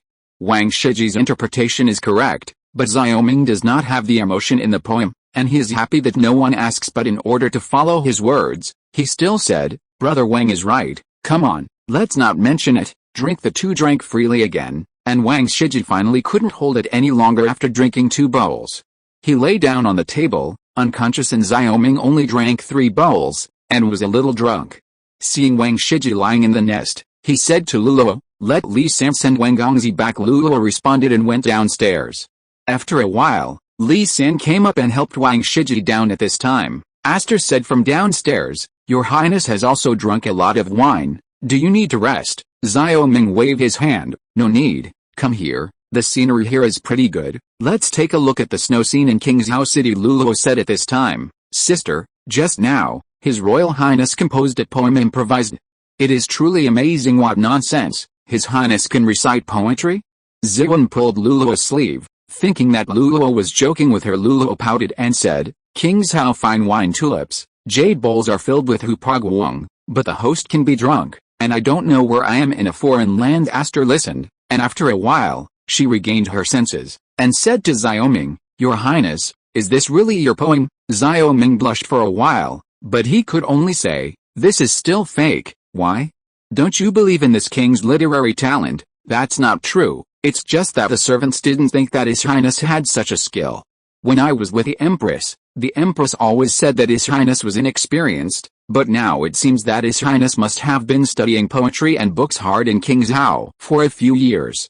Aster said, and then she added, "But the slave thinks that this poem can be changed again. Oh, let's hear it." Xiaoming said in surprise, "I don't know where is my hometown. I think it can be changed to I don't know where my hometown is. This way, it can add more thoughts about Chang'an in the poem." Aster pondered. Xiaoming's eyes lit up. "Well, that's fine, but it's not necessarily better than the original sentence." While talking about Xiaoming, he looked at Aster. Generally speaking, there is a difference between superiority and inferiority, and Aster would not dare to change Xiaoming indiscriminately. "Poetic, this is disrespectful." Aster brought it up at this time. Naturally she had her own ideas. Ziwan explained, "It's not that the slaves are proud of their literary talent, but this poem by Your Highness, the slaves think it is very suitable for Zhu King Zhao. If you put His Highness's poems on Zhu King Zhao, it will spread to the Emperor's ears, and maybe he will think of His Highness's homesickness. Love, pretty Your Highness, maybe the money will come." "Good." Xiaoming clapped his hands and laughed. Aster was powerless for a while, and King Qi was now looking at money. She meant that the relationship between father and son should let King Qi go back to save his relatives, If you're listening to this novel on a channel other than Fanfic World, it means they downloaded and uploaded it without effort. We cordially invite you to visit our channel, Mundo Fanfic Novelis. There you'll find the original version of this story and you can explore many other novels of various genres. We're waiting for you to immerse yourself in a world of incredible novels. Chapter 35. Your Highness, I think you are also drunk. Aster touched Luluo. Let your highness go back and rest. Luluo nodded and stepped forward to help Xiaoming. Xiaoming was not very drunk just now, but he never thought that the stamina of this wine was quite strong.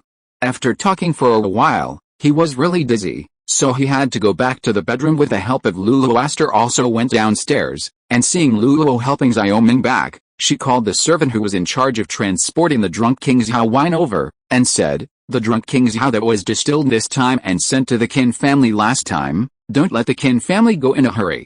Goods. Now this drunk King Xiao has to mention the poems of His Highness. Yes, Miss Aster. The servant replied. Aster turned around and went to prepare the pen, ink, paper and inkstone. Just as Luluo came back at this time, she said, "The Qin family is going to Chang'an tomorrow, and His Highness is drunk again.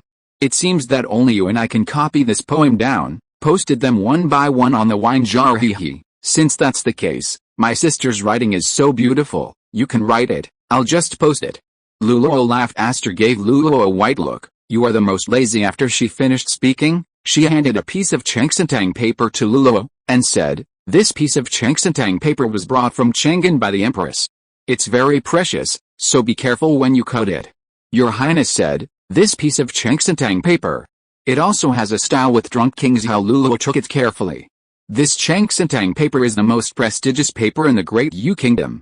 It is known as skin like a membrane, as firm as jade, thin and smooth, and many literati and writers keep their ink treasures on this kind of paper." Showing a distressed look, Luluo said, "Your Highness is also true. How can such precious paper be pasted on the wine jar, and it is business to transcribe the poem on it and mount it, and what is this style? I don't know either.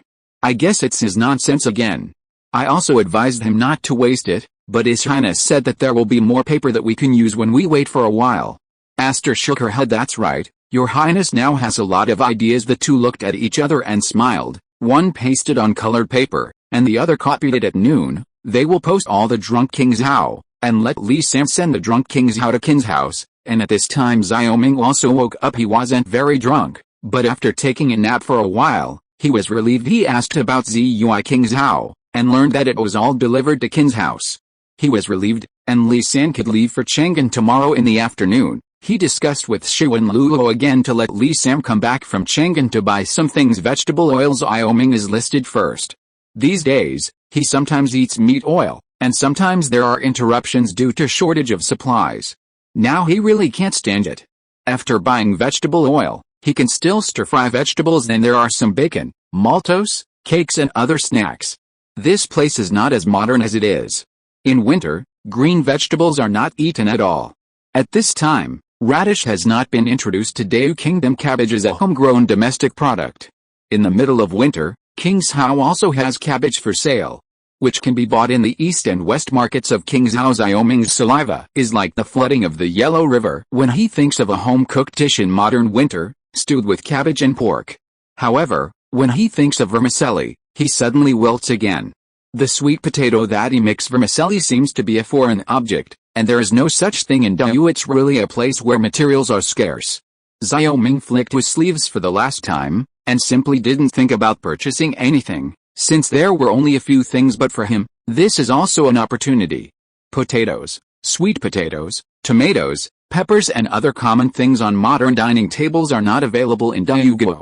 If he can bring these things in and plant them on the fief just relying on the high yield of potatoes and sweet potatoes, does he still worry that the people in his fiefs will not be able to eat? Thinking of this, Xiaoming remembered Zhang Liang, and he left him to build a ship, and he wanted to build a big ship. Today's Dayu Kingdom is like a complacent frog locked in a well. He doesn't know anything about the outside world at this time.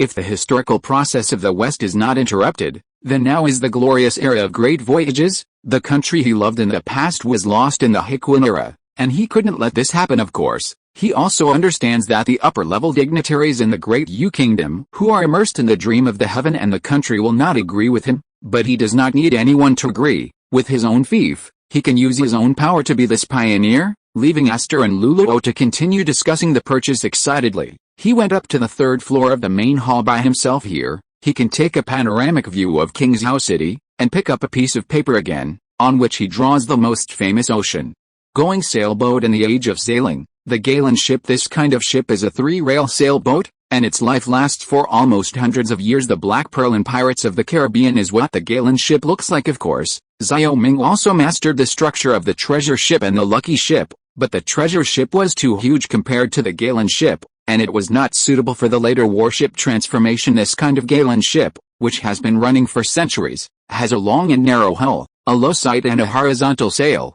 and its seaworthiness has obvious advantages among all kinds of sailboats at that time, and the most important point is that it is suitable for naval battles. The Galen ship with artillery on the left and right sides is also a model for later battleships. Of course, the picture drawn by Xiao Ming is not the Galen ship at the beginning, but an improved model in the later period, which is optimized in terms of seaworthiness, construction speed, and material saving. He also left gun muzzles on both sides of the ship, which can be converted into gunboats at any time in the future. However, the purpose of his current construction of the Galen ship is of course not for naval battles, but for potatoes. Compared with a steel assembly line, the structure of this Galen ship is much more complicated. Xiao Ming only painted 1/20th of the whole afternoon because he slept in the morning. He didn't feel sleepy at night, and he didn't have time to wait. Anyway, it was snowing, so he painted for another night, and finished part of it early the next morning. At this time, Li San came to him in Aston, and talked about going to Chang'an. When you go to Chang'an this time, you must be cautious in your words and deeds, and don't make trouble, understand? Xiao Ming reminded sternly. Li San's task was to ask for money, and he didn't want to go wrong. Yes, Your Highness. Li San was startled and nodded quickly. With Li San, Xiao Ming made another trip to the pier. This time, he paid more attention to it. His Royal Highness, I will go to Chang'an with Li San this time. Your Highness can rest assured. Qin Mu said to Xiao Ming while standing on the merchant ship. Xiao Ming nodded. Qin Chuanian was still a bit old-fashioned, and when Qin Mu followed, he felt a little relieved. Then I'll ask Brother Qin this time. Qin Mu nodded, ordered the boatman to row the boat, and said goodbye to Xiao Ming. Xiao Ming also clasped his fists facing each other, watching the gray merchant ship slowly leave. During the new book period, please recommend and collect. Chapter 36 Galen Ship. The leisure time is easy to pass. Since Li San went to Chang'an, half a month has passed in a blink of an eye. For half a month, the snow in King's Hao was intermittent, and the snow in the city was enough to not reach people's knees, and the sun came out and melted the snow, and the roads were very muddy. As a result, the people in King's Hao City are even more reluctant to come out and move around. Xiao Ming shares the same thoughts as the common people. Apart from going to the equipment department to supervise, he usually draws pictures in the palace. Today, the structure diagram of the Galen ship, the overall effect diagram, and the node diagram are all out. Fortunately, I still have some art skills. Xiao Ming is proud of himself. In modern times, his only hobby is drawing comics, so he is somewhat involved in drawing. Although he only used a brush, he drew this picture in a good manner, and the lines are clear and not inferior to computer production. Why is Your Highness so happy? Luluo brought her breakfast at this time. After the winter, the food is more monotonous. The breakfast is just 2 pieces of noodles, nugget soup, etc. However, there are many people hunting in this season, so there are some venison and wild birds on the market. Now that Prince Key's mansion has money, it is possible to eat meat every 3 or 5 years. The boat that this king painted is finally finished. Xiao Ming happily took the cake and slipped his finger on Luluo's little hand. Luluo glanced at Xiao Ming angrily, and got used to Xiao Ming's character. Looking at the dozen or so pictures on the chopping board, Luluo stuck out her tongue. Your Highness is really amazing. If this is Luluo, I don't know when and what month it would be able to draw so many. Xiao Ming was excited. The blueprint came out, and it was time for Zhang Liang to move. He believes that in terms of shipbuilding technology, Dayu country is still not behind at this stage. Only the solidified thinking and technology are behind. What's so difficult? There's nothing to worry about at night. Come here. This king gives some guidance, and it is guaranteed that you can make rapid progress. Xiao Ming said while eating the cake. Luluo blushed and said, His Royal Highness is definitely going to tease Luluo again, so slaves won't be fooled. After speaking, Luluo pouted and walked out of Xiao Ming's bedroom. Xiao Ming smirked and watched Luluo go back. He hurriedly ate breakfast. He took the blueprints to the equipment department. In this cold winter and 12th lunar month, I can't go anywhere else. and I can only go back and forth between the equipment department and the palace and taking advantage of the slack season in winter. He also wanted to set up some simple workshops so that they could be used after the spring, Your Highness. Chen Qi bowed and said, when Xiaoming came over, different from other places, the equipment department at this time is still a fiery scene. The craftsmen and servants are very busy.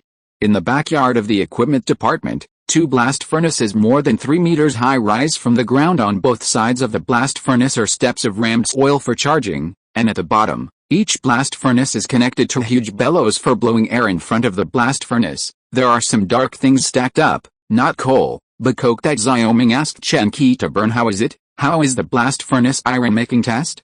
Xiaoming asked. The mature technology taught by Xiaoming has saved Chen Qi many detours, but the specific process still needs down-to-earth experiments. His Royal Highness, the coke was not successfully fired at first, and there was too much iron slag. Later, we adjusted the temperature and made the carbon tighter to obtain qualified coke. After adjusting the wind power and the amount of coke many times, qualified wrought iron was produced.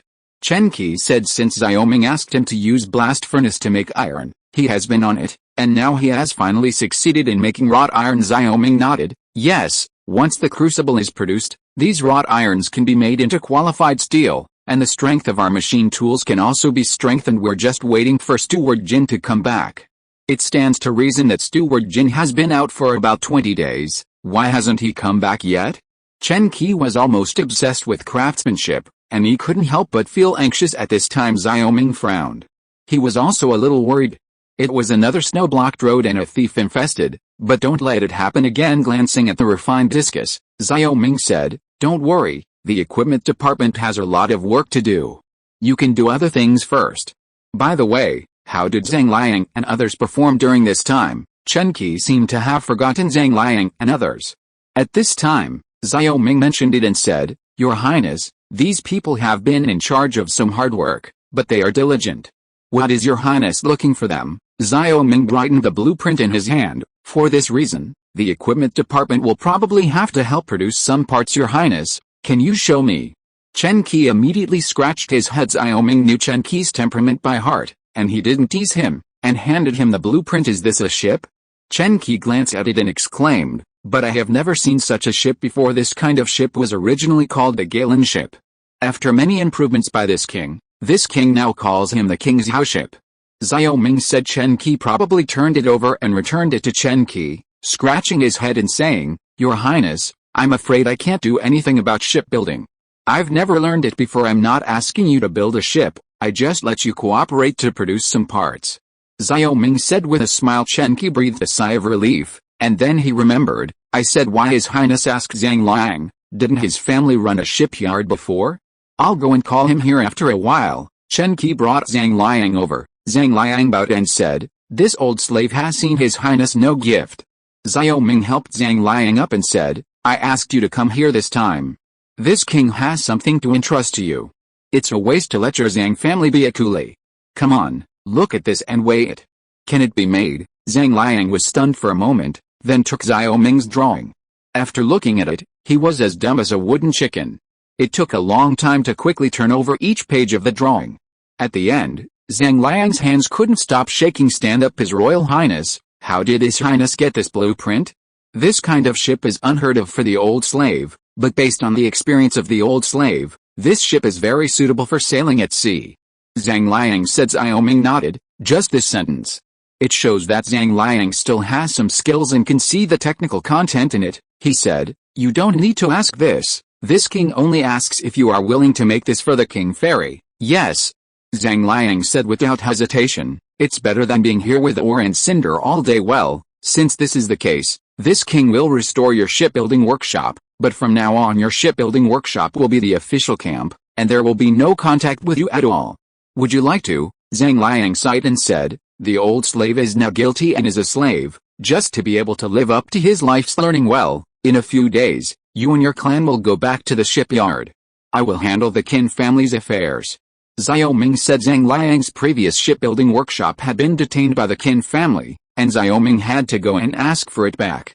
The matter was settled, and the equipment department had nothing else to do, so he returned to the palace. At this moment, the Qin family's merchant ship was slowly docking at the dock in Chang'an, the capital of the Great Yu Kingdom. Li San got off the boat and looked at the majestic Chang'an city not far away, stunned.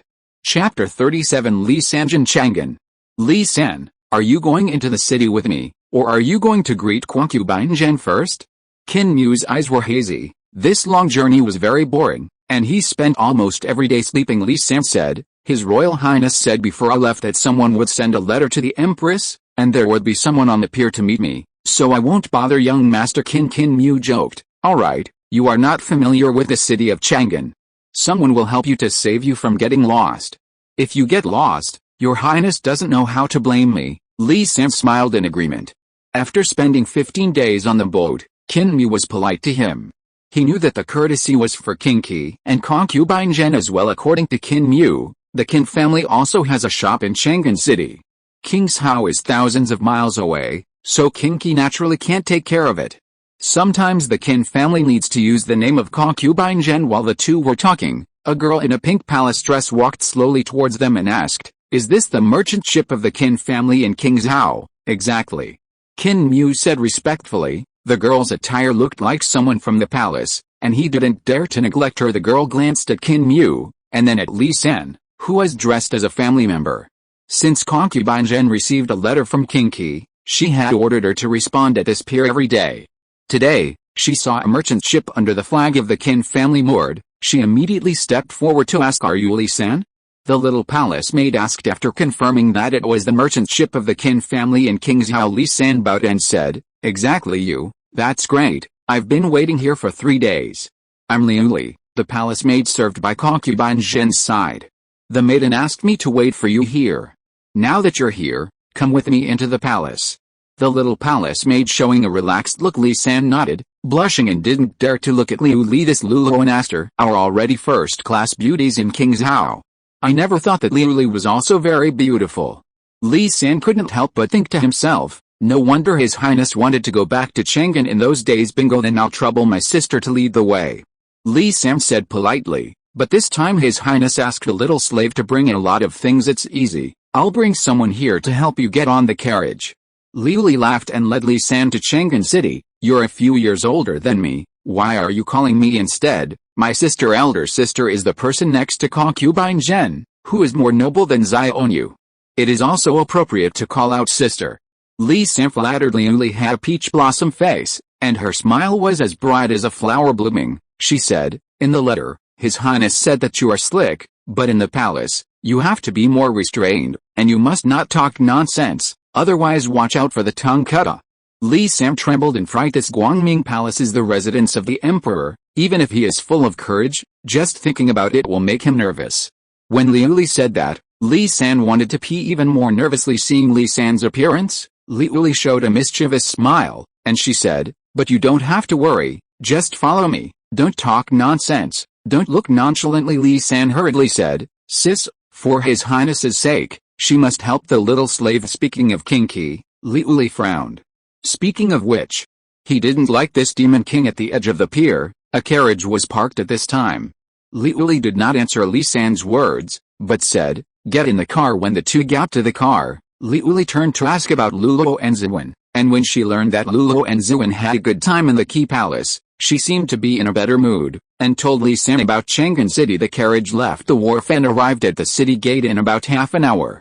The guards at Zhangban checked Li San's slave status and released the two into Chang'an City. Sitting in the car, Li San couldn't help opening the curtains when he heard the noise outside the carriage. There are so many people in Chang'an City.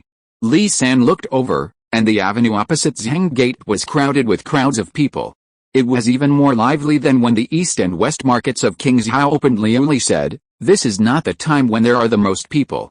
By noon, the carriage may not be able to move. Li San was shocked. He continued to look. Except for his carriage, on this 50-meter wide bluestone avenue, there were luxurious carriages inlaid with the gold and jade carvings, and the carriages were wearing purple, red and blue court clothes. The officials, or the merchants in silk and satin, and some car windows with beaded curtains may be able to see a very handsome woman's face turning back and looking at the blue rough cloth on his body. Li San suddenly felt a little inferior, and the ordinary people in Chang'an City wore much better clothes than him. No wonder His Highness said that Chang'an is the most prosperous place in the world. Li San said with emotion, That's natural, but when you come to Chang'an this time, Why didn't His Highness prepare you a decent dress? The reason why Li Uli could easily recognize Li San was also because of the rough clothes on his body. Li San scratched his ears. Your Highness said, you have to wear it like this, otherwise why would you cry poor? Crying poor? Li Uli showed a puzzled look. It's just too poor, so it means crying.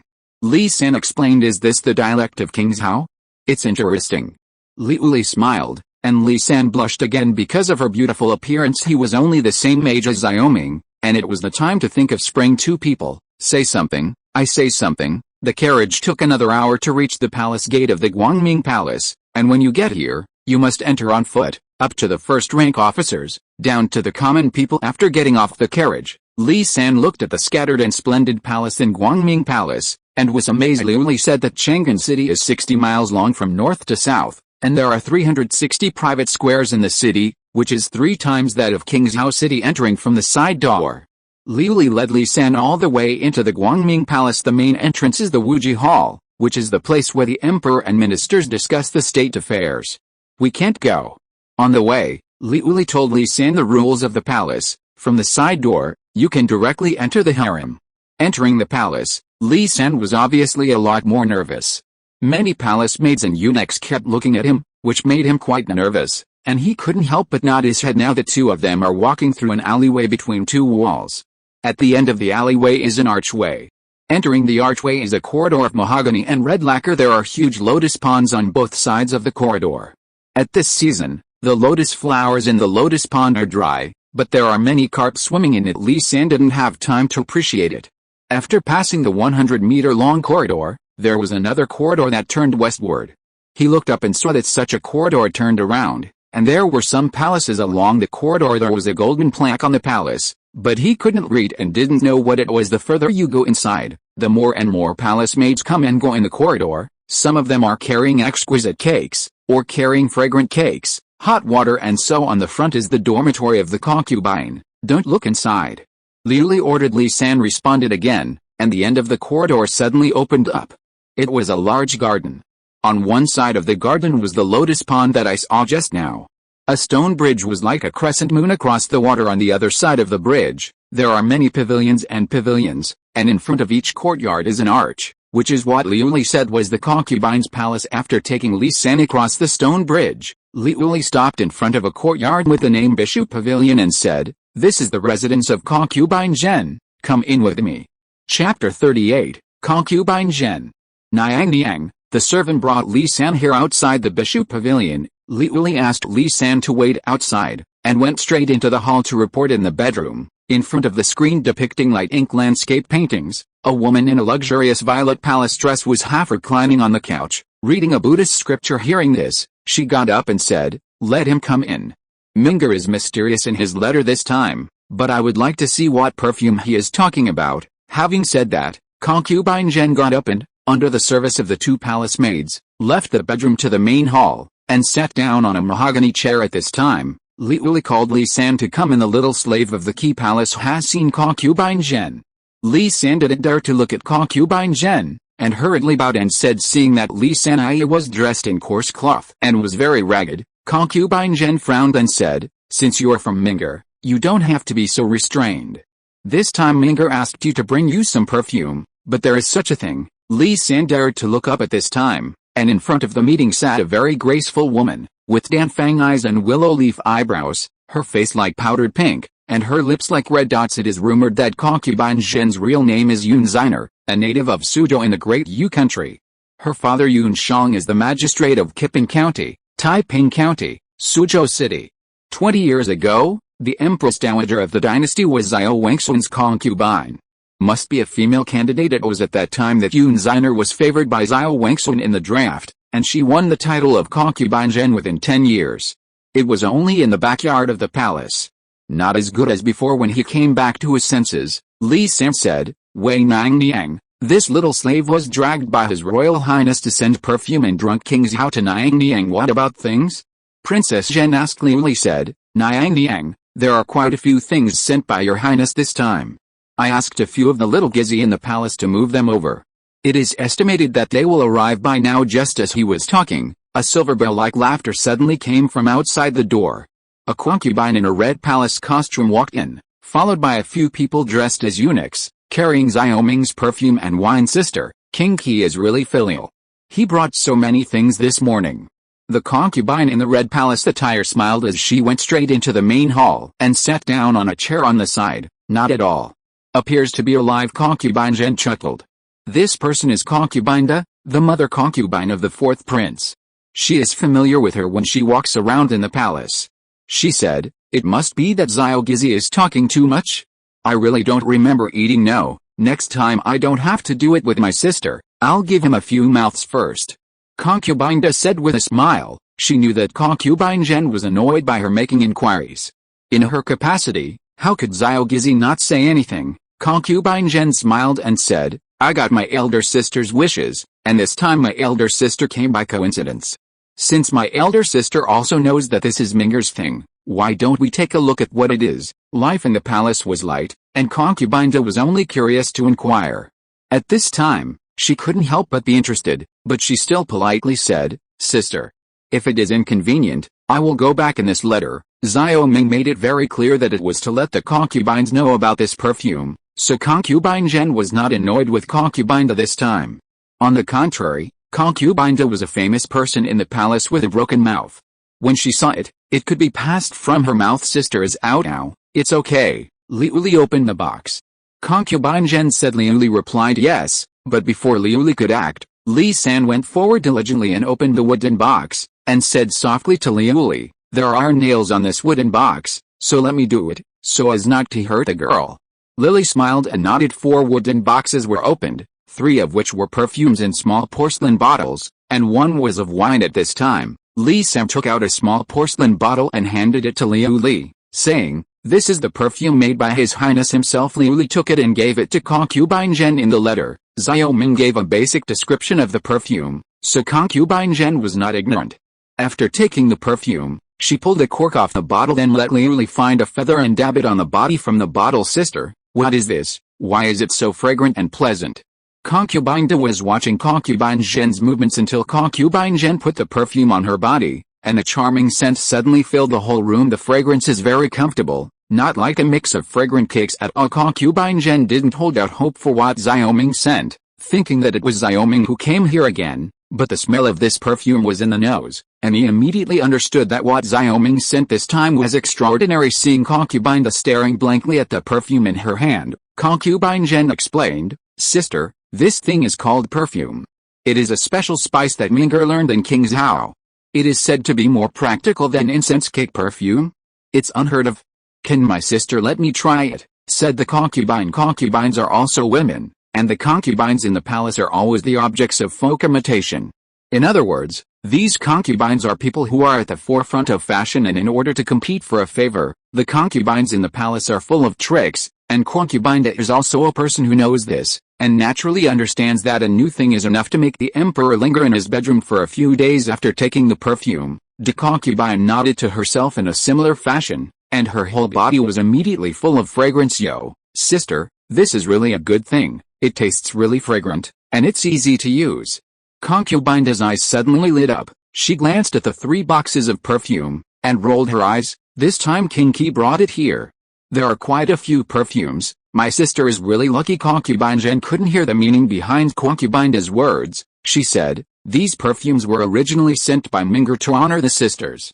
My sister likes it, so just take a few bottles and use them back. Concubine was delighted and said, my sister is also good to me. After she finished speaking, she got up and went to get the perfume. At this time, Li Sam said, Niang Niang, your highness gave an order when the little slave left, saying that he forgot to mention in the letter that the 3 boxes of perfume have different flavors, which are divided into tulip, jasmine, and agarwood, and the fragrances have different flavors. Different, ladies and gentlemen can choose according to their own preferences. Oh? Concubine was even more surprised when she heard this, and said, quick, quick, bring the other 2 over here. Li San bowed to answer, and then took out the other 2 perfumes and gave them to Concubine Zhen. Concubine Zhen and Concubine smelled it again. The 2 looked at each other and smiled. Concubine Zhen said, this jasmine scent is fresh and elegant, but it suits me.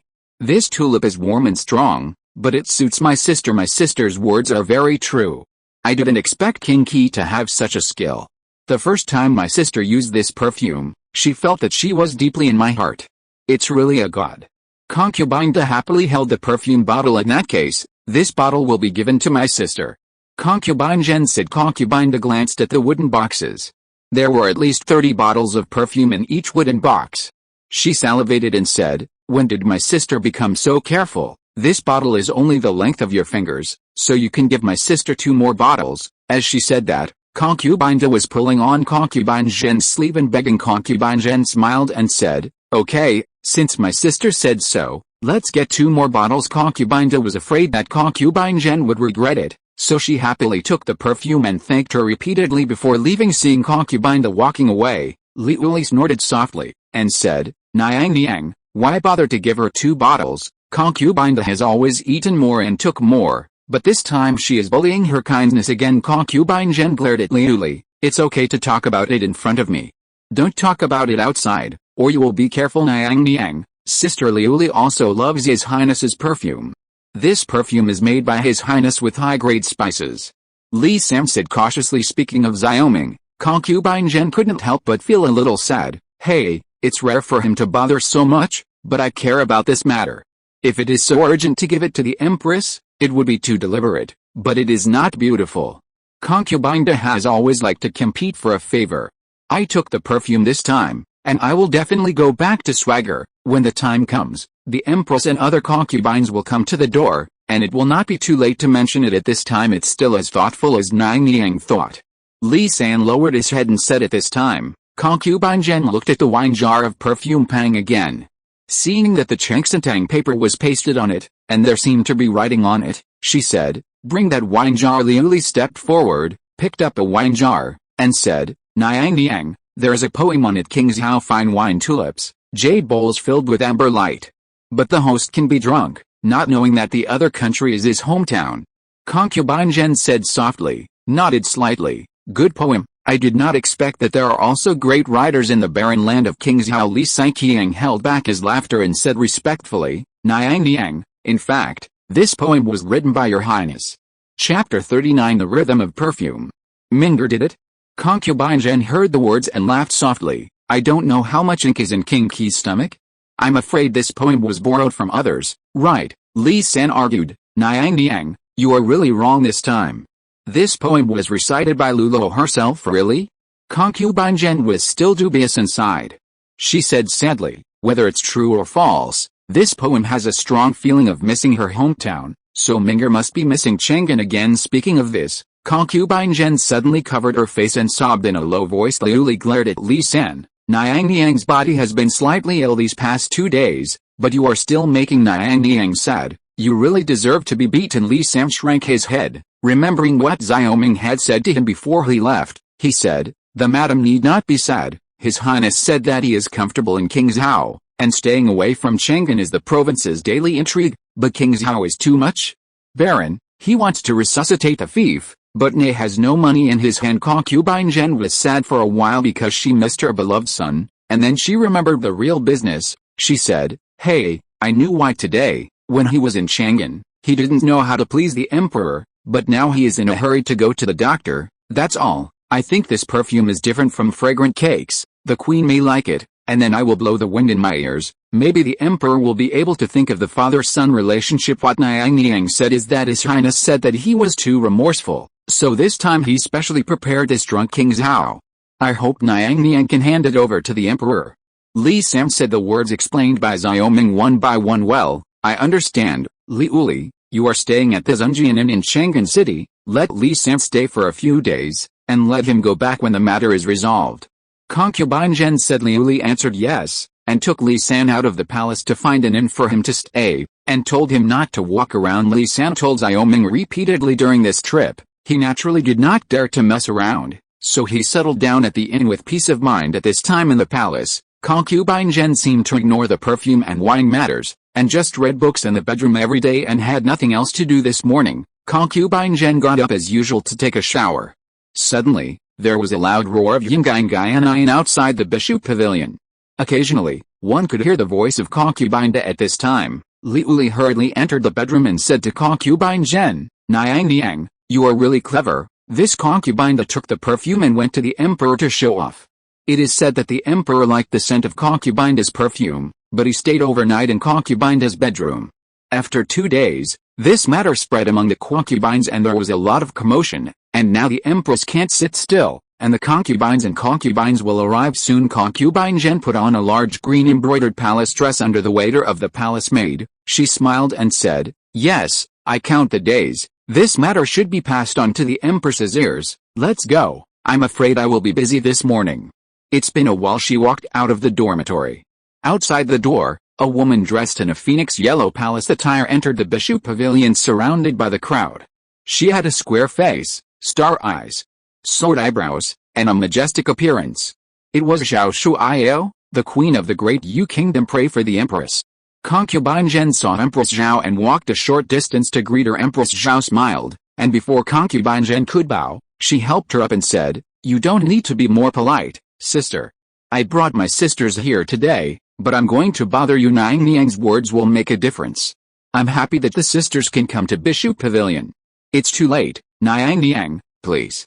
Concubine Zhen let Queen Zhao go to the main hall. Empress Zhao sat down on the main seat, while the other concubines sat at the bottom, while Concubine Shu, the mother of the second prince, and Concubine Li, the mother of the third prince, all came this time. Sister Zhen, if it wasn't for Concubine who told me, I wouldn't know that King Qi gave my sister something called perfume. I heard that this kind of thing is very magical, so this time I wanted to come here and see how it goes. Queen Zhao asked with a smile. The other concubines also showed curious expressions. The story of the German concubine being favored by the emperor because of the perfume spread overnight in the harem. The smile on Concubine's face was a little reluctant. She had only been favored for 2 days, and these people were busy competing for favor with her.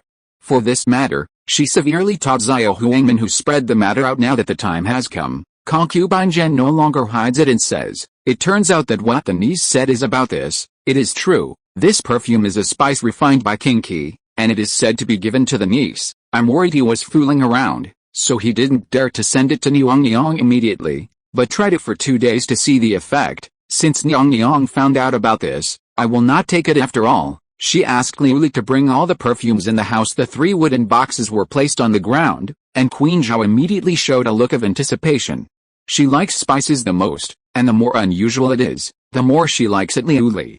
Concubine Zhen gave another order, and Liu Li understood, took out 3 kinds of perfume bottles, opened them all, and immediately filled the house with fragrance. After learning about the perfume, Queen Zhao immediately looked for Concubine Da, but Concubine Da claimed to have run out of perfume, so she had to come to Concubine Zhen to find out. Now it's just the smell. She knows in her heart that this perfume and those spices are the judges. Seeing Empress Zhao's joyful expression, Concubine Zhen said, "Niang Niang, these are only 3 of the flavors." Mingger said that if the Empress and Niang Niang likes other scents, he can write down what kind of scent, and you can make this kind of flavor for Niang Niang, specially perfume. Queen Zhao smelled 3 kinds of perfumes, and she liked each of them. When she heard that Concubine Zhen said that she could make her favorite scent, she was surprised. King Qi really cares. The simple smell could no longer satisfy Queen Zhao's curiosity, and she asked again, "How does this work?" Concubine Zhen stepped forward at this time, picked up the feather herself, dipped the perfume in the bottle, flicked it lightly, and the perfume was immediately sprayed on Empress Zhao's body. She said, "This is how to use perfume. It is very simple, and the fragrance it's enough to last a day, and if it's gone, just repeat it again. Well, it's convenient." Empress Zhao smelled the clothes. The fragrance was pleasant and intoxicating. The other concubines commented, "Niang Niang, this smell is really fragrant. I can smell it from so far away.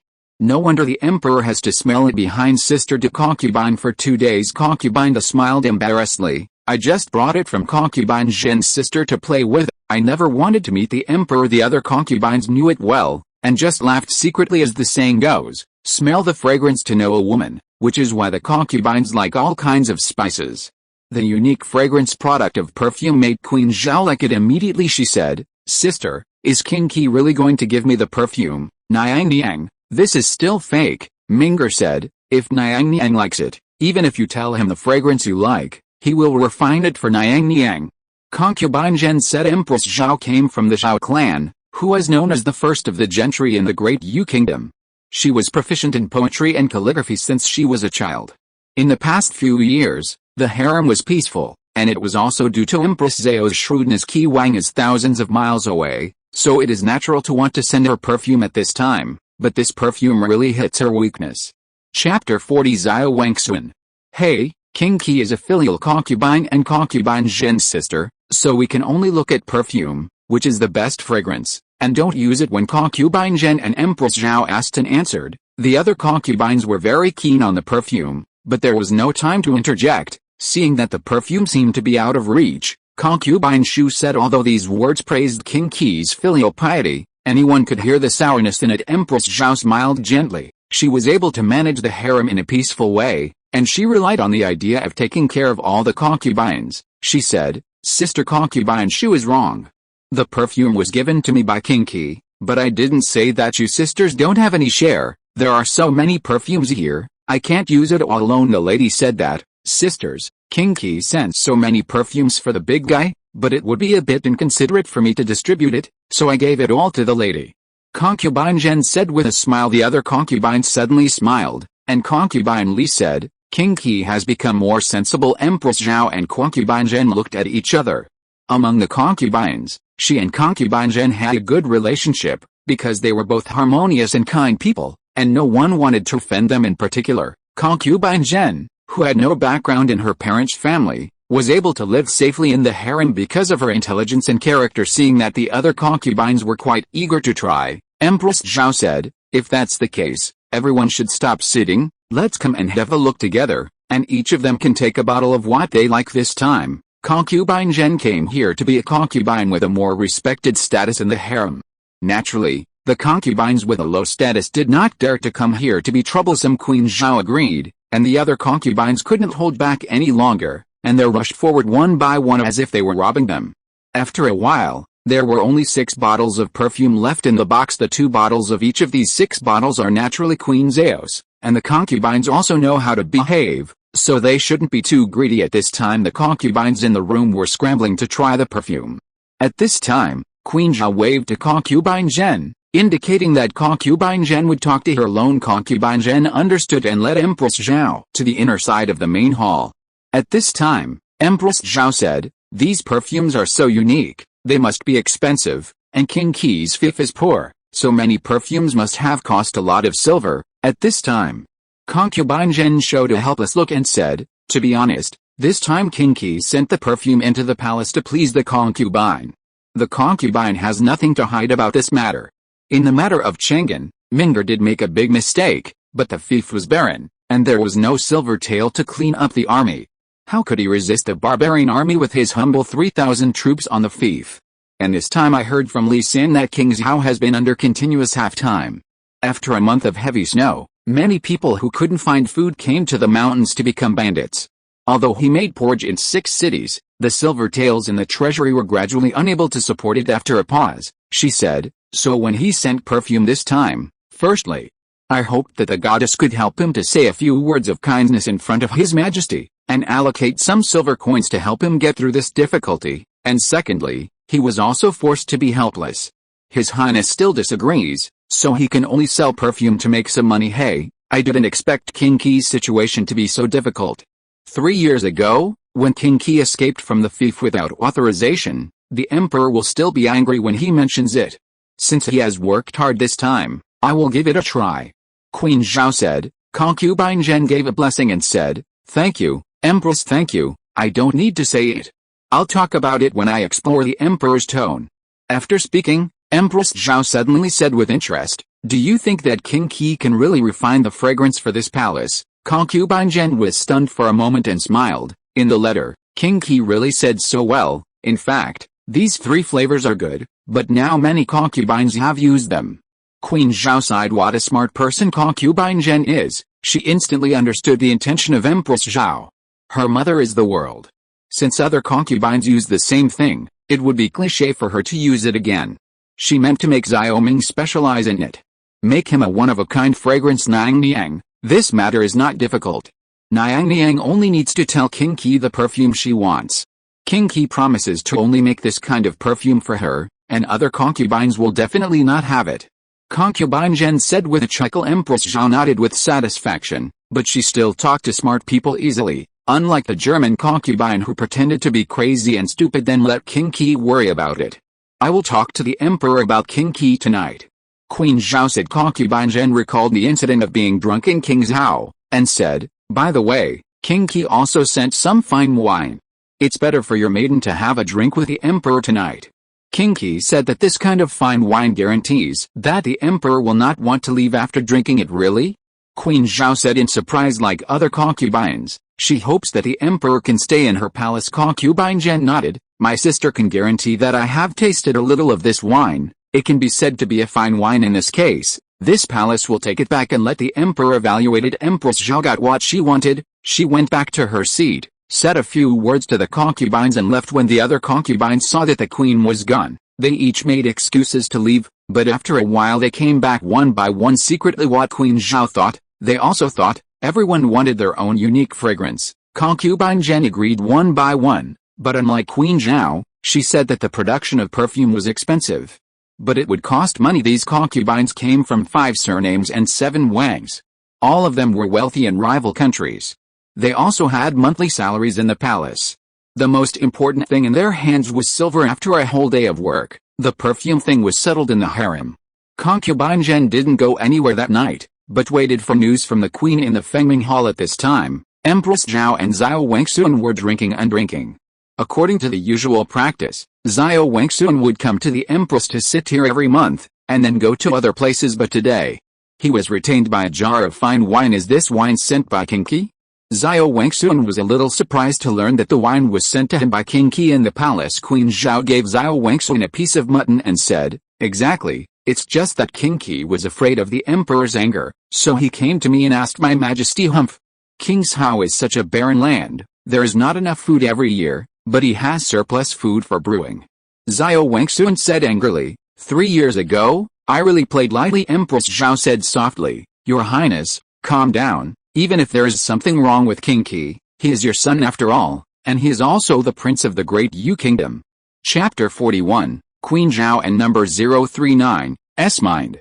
Ahem, I don't have such a surly temperament. A son who doesn't want to make progress, abandoned his fief and fled. Xiao Wangxun put down the jade glass heavily and coughed twice. Your Majesty, take care of your dragon body. Empress Zhao worried for a while, raised her hand and patted Xiao Wangxun's back. At the age of 50, Xiao Wangxun's health is getting worse day by day. There are countless imperial medicines, but Xiao Wangxun's body has not improved at all. It is precisely because of this that the princes in Chang'an City have their own thoughts in their hearts. This time, Empress Zhao would so easily agree to concubine Zhen's request, not only for perfume, but as the mother of the mother world. How could she be so superficial? Her real intention was to give the prince more help outside. After all, the prince is now gradually losing ground in the battle for the throne among the 9 princes of the great Yu Kingdom. The 3rd prince and the 5th prince share the same mother, and naturally support each other. The 2nd prince, the 6th prince, and the 9th prince hug together. The 4th prince is an extremely smart person. Walking very close, the one who is attracting is the 7th prince Xiaoming. However, because Xiaoming's fiefdom was remote, the 4th prince was very close to Xiaoming. She saw this clearly and wanted to use this opportunity to find a foreign prince to support the prince. She knew that if she wanted the prince to ascend the throne, only the support of the Zhao family was not enough. When Xiao Wangxun was able to ascend the throne, in addition to being the prince, he also received the support of most of the vassal kings. Even so, there were still some. The prince was dissatisfied with raising troops to rebel when he first ascended the throne. Xiao Wangxun personally put on his armor and drove himself to fight, and it took 5 years to defeat the strongest Prince Ming at that time. It is precisely because of this that Xiao Wangxun is extremely suspicious of his brother, which is also the reason for the unjust case of King Ning. But no one dares to mention a word in front of him. In this case, a few princes didn't give me peace of mind, and sooner or later I'll have to piss them off. How can I take care? Let me say that the prince, a man in his 30s, is a messy, ignorant and incompetent prince all day long. This morning, I asked him what if the people had no food to eat?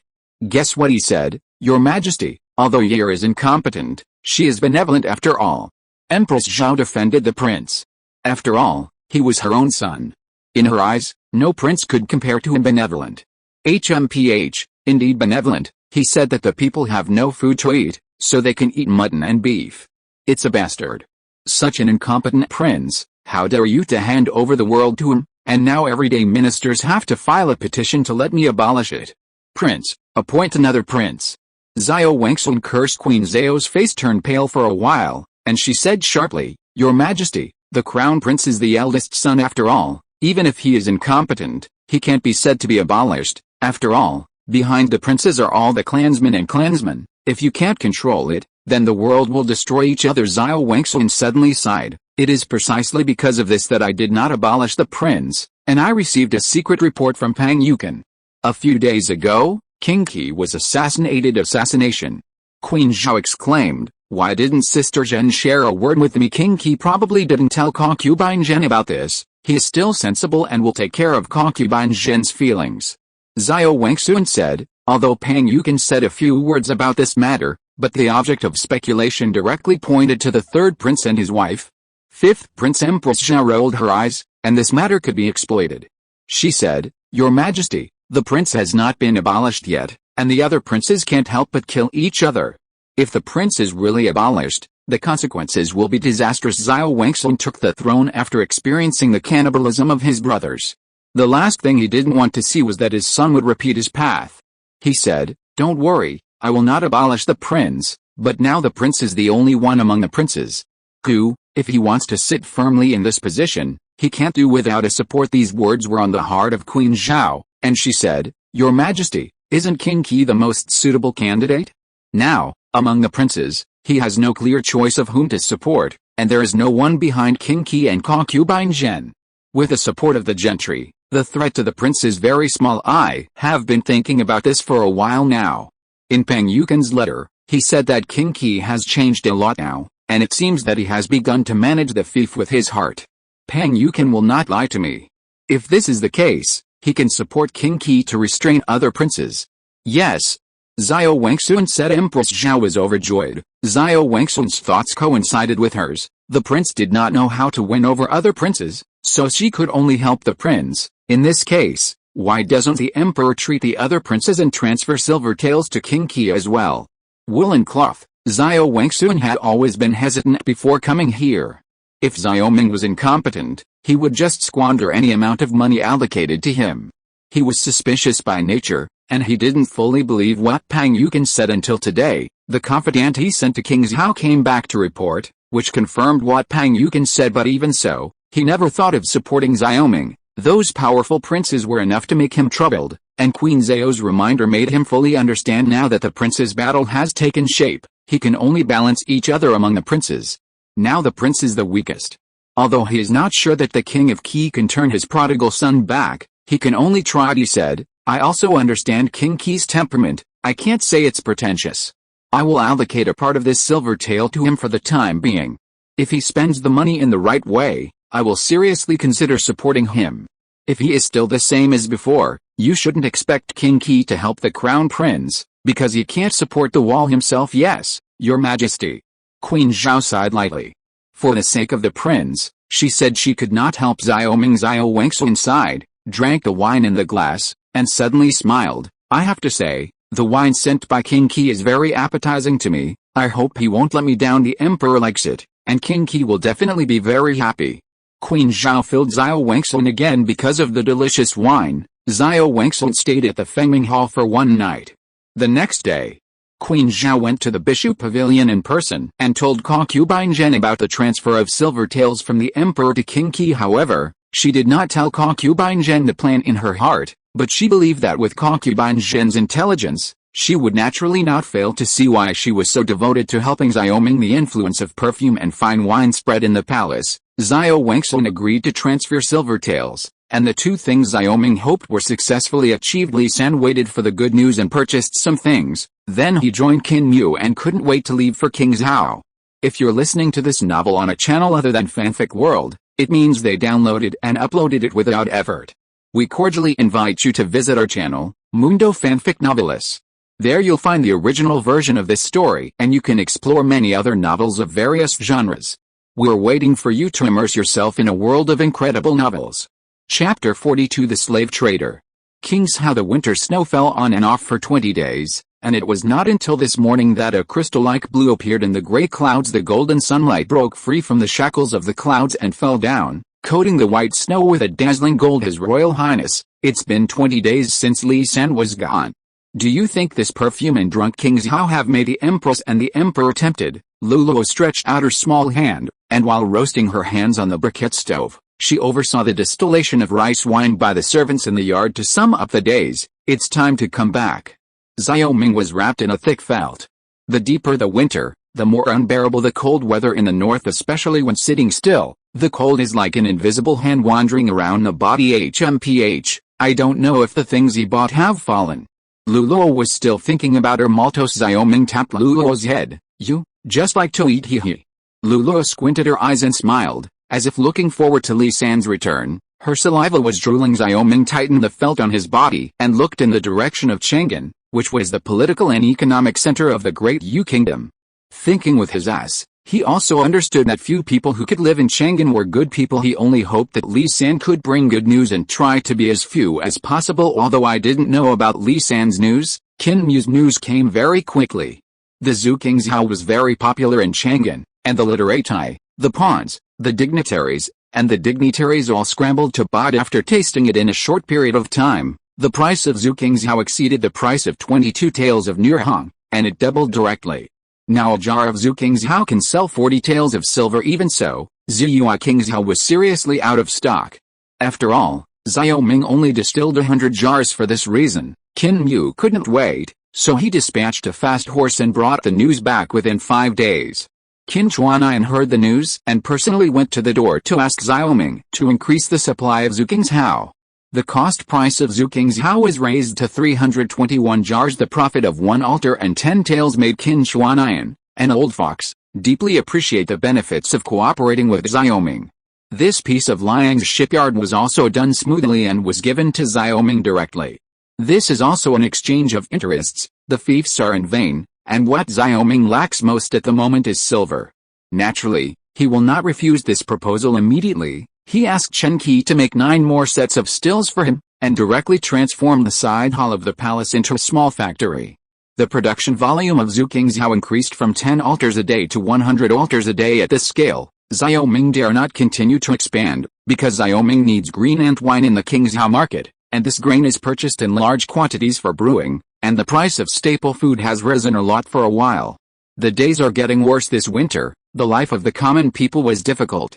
As a vassal king and the parent of the people of the 6 states, he always had to consider the lives of the people. Therefore, he thought about building a whole winemaking measure by himself and setting up an official winery, but this grain was no longer purchased from his fiefs, but from places with rich grains. When the people in the fiefs have enough food, he will purchase in the fiefs to drive the economic development of the fiefs. By the way, Your Highness, when Sister Ziwen went to Heizhou this morning, she said that the mansion in our palace was not enough. So let me tell you if I want to buy some slaves. Luluo suddenly said after remembering something today. Aster was sent by Xiao Ming to the fief of the King of Wei to purchase cattle. Compared with the 5 million households on the fief, the shortage of cattle is too great. There are still 3 months before spring. If the production tools cannot keep up at that time, it will definitely affect the next year's harvest. The old fox, King Wei, seemed to have a big gap for his own cattle, and raised the price of cattle in his fief by 3 taels. Now 1 cattle needs 20 taels of silver, which really gave him a headache. He also wants to go to other places to buy cattle, but the journey is too long, and the transportation risk is still not cost-effective. Xiao Ming said firmly. These days when Li San went to Chang'an, he has been thinking about the issue of development. In this era of backward technology, people are production resources. In previous wars with barbarians, the purpose of satisfying many battles is to plunder the population. Because these populations are converted into slaves, it will greatly promote various productions. Xiao Ming is now facing the same problem. One is lack of money and the other is lack of labor. Now the fiefs are limited, and 4 or 5 million people can only be used to restore production, while the workshops require a large number of workers. In the modern West, a large part of the initial accumulation of industrial wealth benefited from the black slave trade. According to approximate statistics, during the black slave trade, about 20 million black slaves were sold. This is also one of the reasons why the capital world can rise rapidly. Xiao Ming knew that he was not yet able to participate in the slave trade, because he did not even have a decent ship, And he also did not have the heart of the virgin at this time. Living in this era, we must do things that conform to the laws of development of this era, so he does not oppose the slave trade. For him, this is even a necessary condition for him to rejuvenate his fiefs if your highness wants to buy it. Sister Ziwan said that there is a slave trader in Qingzhou City. He has a slave market in Dongxi. Luluo said again. Xiaoming's spirit was shocked. If it wasn't for Ziwan to mention this, he would have delayed the slave affairs for a few days. He said, Ziwan is more careful. You let Zhao Long and Zhao Hu go to the East Market and take the slave trader with him. Come over now. Xiaoming has gradually adapted to his identity, and he is also aware of his supreme right in the fief. In order to develop as quickly as possible, he said not to flexibly use the power of his vassal. Luluo replied yes, and went to Zhao Long and Zhao Hu. In half an hour, a man with stubborn eyes was brought to the Qi Wangfu. Kaoman Liang Dahe has seen His Royal Highness King Qi. Liang Dahe bowed his head and did not dare to breathe. When Zhao Long and Zhao Hu appeared, he was quite frightened, thinking that the government was going to take him. After all, no one who deals in slaves is clean. No ceremony. You are Liang Dahe? Xiaoming sat upright in the center of the main hall, and half of his face was flushed by the red flames of the fire. Exactly. Liang Dahe looked at Xiaoming carefully and said. Xiaoming said solemnly, this king asked you to come here, not for anything else, but for your business. Liang Dahe's face turned pale, and he immediately knelt on the ground. Your Highness, all the slaves sold by Kaoman sold their bodies voluntarily or bought them from others. All of them have a deed to sell their bodies, and none of them were abducted. Chapter 43 Cooperation. His Royal Highness didn't say that you abducted and trafficked people. You are so eager to get rid of it, there must be some. Luluo was serving Xiaoming, and suddenly said. At this time Xiaoming glanced at this girl. It was rare for her to use her brain. She may have experienced such things when she was a child. After all, she is also a servant now. HMPH, you can't even deceive one of this king's maidservants, and you still lied to this king. Why should you be blamed? Xiaoming slapped the table and said angrily. Liang Dahe was so frightened that he lay on the ground, kowtowing like garlic. Your Highness, spare your life. Kaoman, damn it, I was indeed greedy for cheap yesterday and bought a slave of unknown origin, but Kaoman really didn't abduct and sell a good person. Although the slave trade was legal in the Great Yu Kingdom, the normal people, collectively known as the beloved, were also protected. Anyone who abducted and sold the beloved should be executed. This is an iron law. Xiaoming was just trying to frighten Liang Dahe, but he didn't expect to ask one of them by mistake. He said, if that's the case, then don't let them go. Yes, Your Highness, Kaoman will go back and release him. Liang Dahe said. He got up immediately and was about to run out. Wait. Xiaoming stopped Liang Dahe. His purpose was not to investigate the case. He said, this account book king is here for you. You can go back and release him later, and today the king is looking for you to find another one. One thing. Liang Dahe was stunned for a long time, and stared blankly at Xiaoming, waiting for the next paragraph. Xiaoming said, I came to you this time because of the slave trade. This king wants to cooperate with you and run the slave business together. What? Liang Dahe couldn't believe his ears. You heard right, this king came to you to discuss this matter. If you do a good job, it might not be a bad idea to be promoted to an official position in the future. Xiaoming said. Now Liang Dahe is shocked and then overjoyed. The merchants of the Yu Kingdom have the lowest status, and the slave traders have the lowest status among the merchants. They have always been looked down upon by others. Now King Qi not only wants to cooperate with him, but also promises to add officials in the future. Sir, this Liang Dahe is like a dream. Your Highness, this is true. Liang Dahe asked again. This king didn't come to you for small talk. Xiaoming said, this matter is very simple. You can know what I know. In secret, this king will give you support and money. You need to give this king. Provide slaves. Liang Dahe nodded. Your Highness, this is simple, as long as your Highness needs it. I still have this slave. What I want is not only ordinary slaves, but I will give a higher price for craftsmen, carpenters, blacksmiths, etc. Xiaoming said such people belong to the lowly households, and there are quite a few slaves, so it's not difficult. Liang Dahe analyzed. Well, since you are proficient in the slave trade, there are naturally many ways to obtain slaves, but in cooperation with this king, one of the laws that must not be abducted and sold should not be violated. Otherwise this king said that he would not be able to draw a sword to kill, and from today onwards I will strongly support you. You have to do everything possible to obtain slaves from all over the country and transport them to King Zhao. Xiao Ming said. Liang Dahe said, "Your Highness. Do you want Kunlun slaves?" Xiao Ming's expression moved slightly. The Kunlun slaves in Liang Haikao were those South Asian natives with dark skin and small height. However, in the past 2 years, there have been some black slaves from Africa in some Chang'an cities. However, most of these black slaves came through. Those who came from the western regions were favored by the nobles of Chang'an and regarded as a symbol of status. Now Liang Dahe took the initiative to propose Kunlun slaves. It seems that he has come into contact with the overseas slave trade, of course, as long as you can get it. Xiao Ming said. Liang Dahe said, "His Royal Highness, Kao Min understands." He talked to Liang Dahe about specific matters for a while. Xiao Ming bought 20 slaves from Liang Dahe to serve as servants in the palace. These were high-quality slaves in his hands. An average of 10 taels of silver was half the price of cattle. When Liang Dahe left, Luluo was unhappy. It seemed that the dirty deal between Xiao Ming and Liang Dahe stung the little girl's memory. Luluo has always been a person who will not hide, Xiao Ming said. Don't you think that this king and slave traders are mixed together, and they lose their identity and lack benevolence? Slave.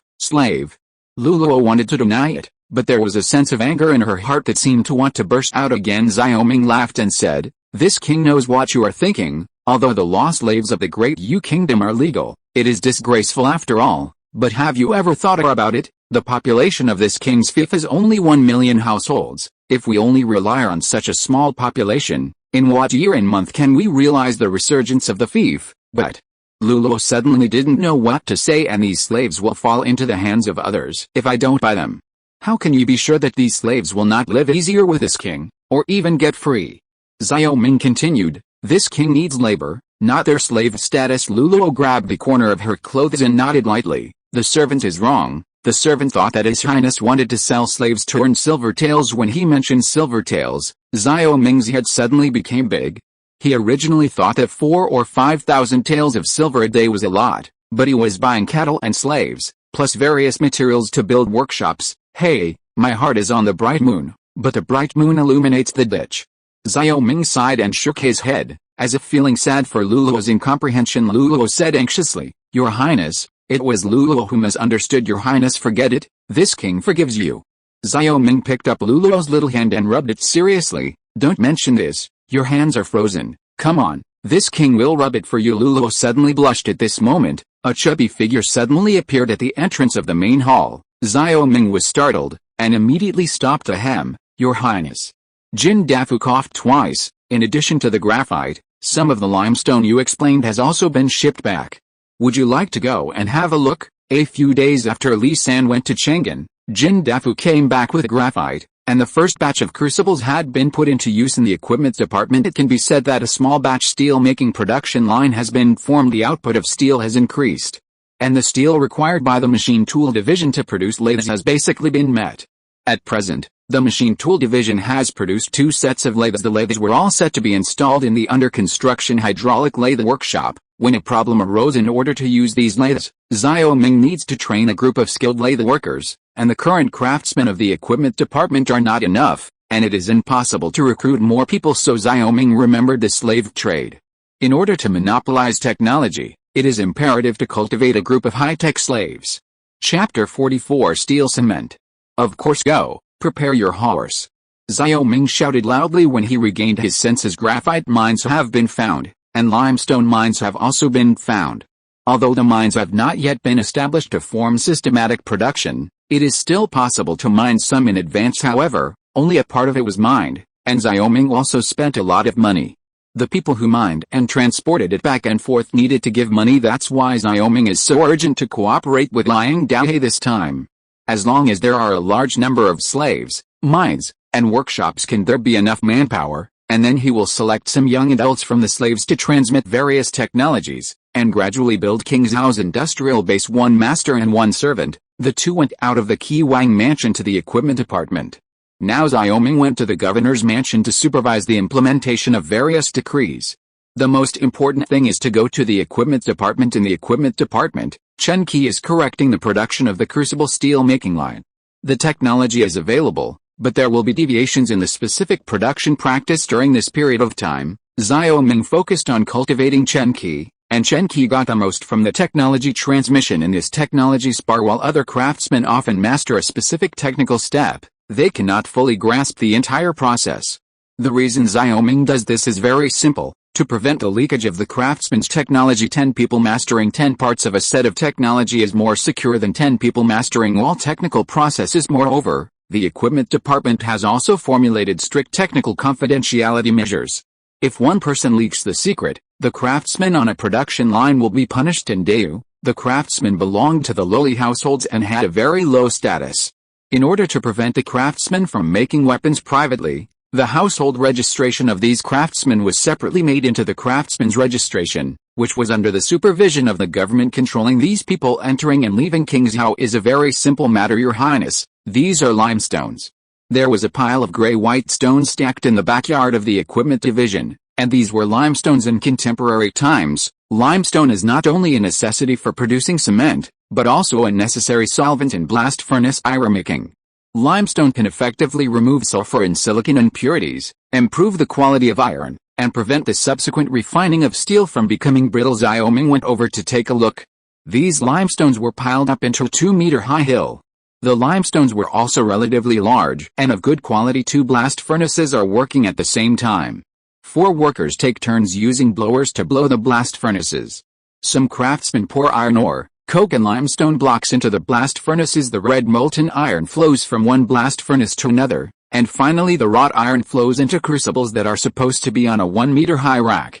When one crucible is full, the other crucible will be replaced by another crucible. This efficiency is still 108,000 miles away from modern times, but compared to the previous method of pouring steel, this is already mass production, and high-quality molten steel will be used by different craftsmen to make farming tools, machine tool parts, and coal ball furnaces. Chen Qi was instructing the workers to collect the slag, which Xiaoming taught him. Seeing Xiaoming observing the steel-making process, he wiped the sweat on his forehead and said, "Your Highness, you said that after adding limestone, I will collect this slag. Now there is a lot of slag, but what's the use? This slag is a good thing. It can be used to produce a very powerful material." Xiaoming smiled. Xiaoming hadn't told Chen Qi about this knowledge, but Chen Qi curiously said, "Your Highness, all the slag has come out. Just tell me, otherwise I probably won't be able to sleep again at night." Xiaoming laughed twice. "Actually, besides iron making, this limestone can also be calcined into a material, cement. Because the slag contains a lot of cement, these slags can also be used to calcine cement, allowing you to collect them. It is to not waste it, otherwise it would be a pity to discard this slag cement." Chen Qi and Jin Dafu looked at each other. Now they are no stranger to the strange words that came out of Xiaoming's mouth, and they don't know where this prince learned all these strange knowledge. Xiaoming and the two stood aside. The knowledge in the technology spar was instilled in their minds, and after explaining it once, the two knew exactly what cement was and what its function was. "Your Highness, if this cement is used to build city walls and pave roads, wouldn't it be invulnerable?" Chen Qi said in surprise. "No, cement is only the most basic thing, and what is made of concrete is really invulnerable." Then Xiaoming told Chen Qi about the concept of concrete. Chen Qi could no longer describe his shock in words.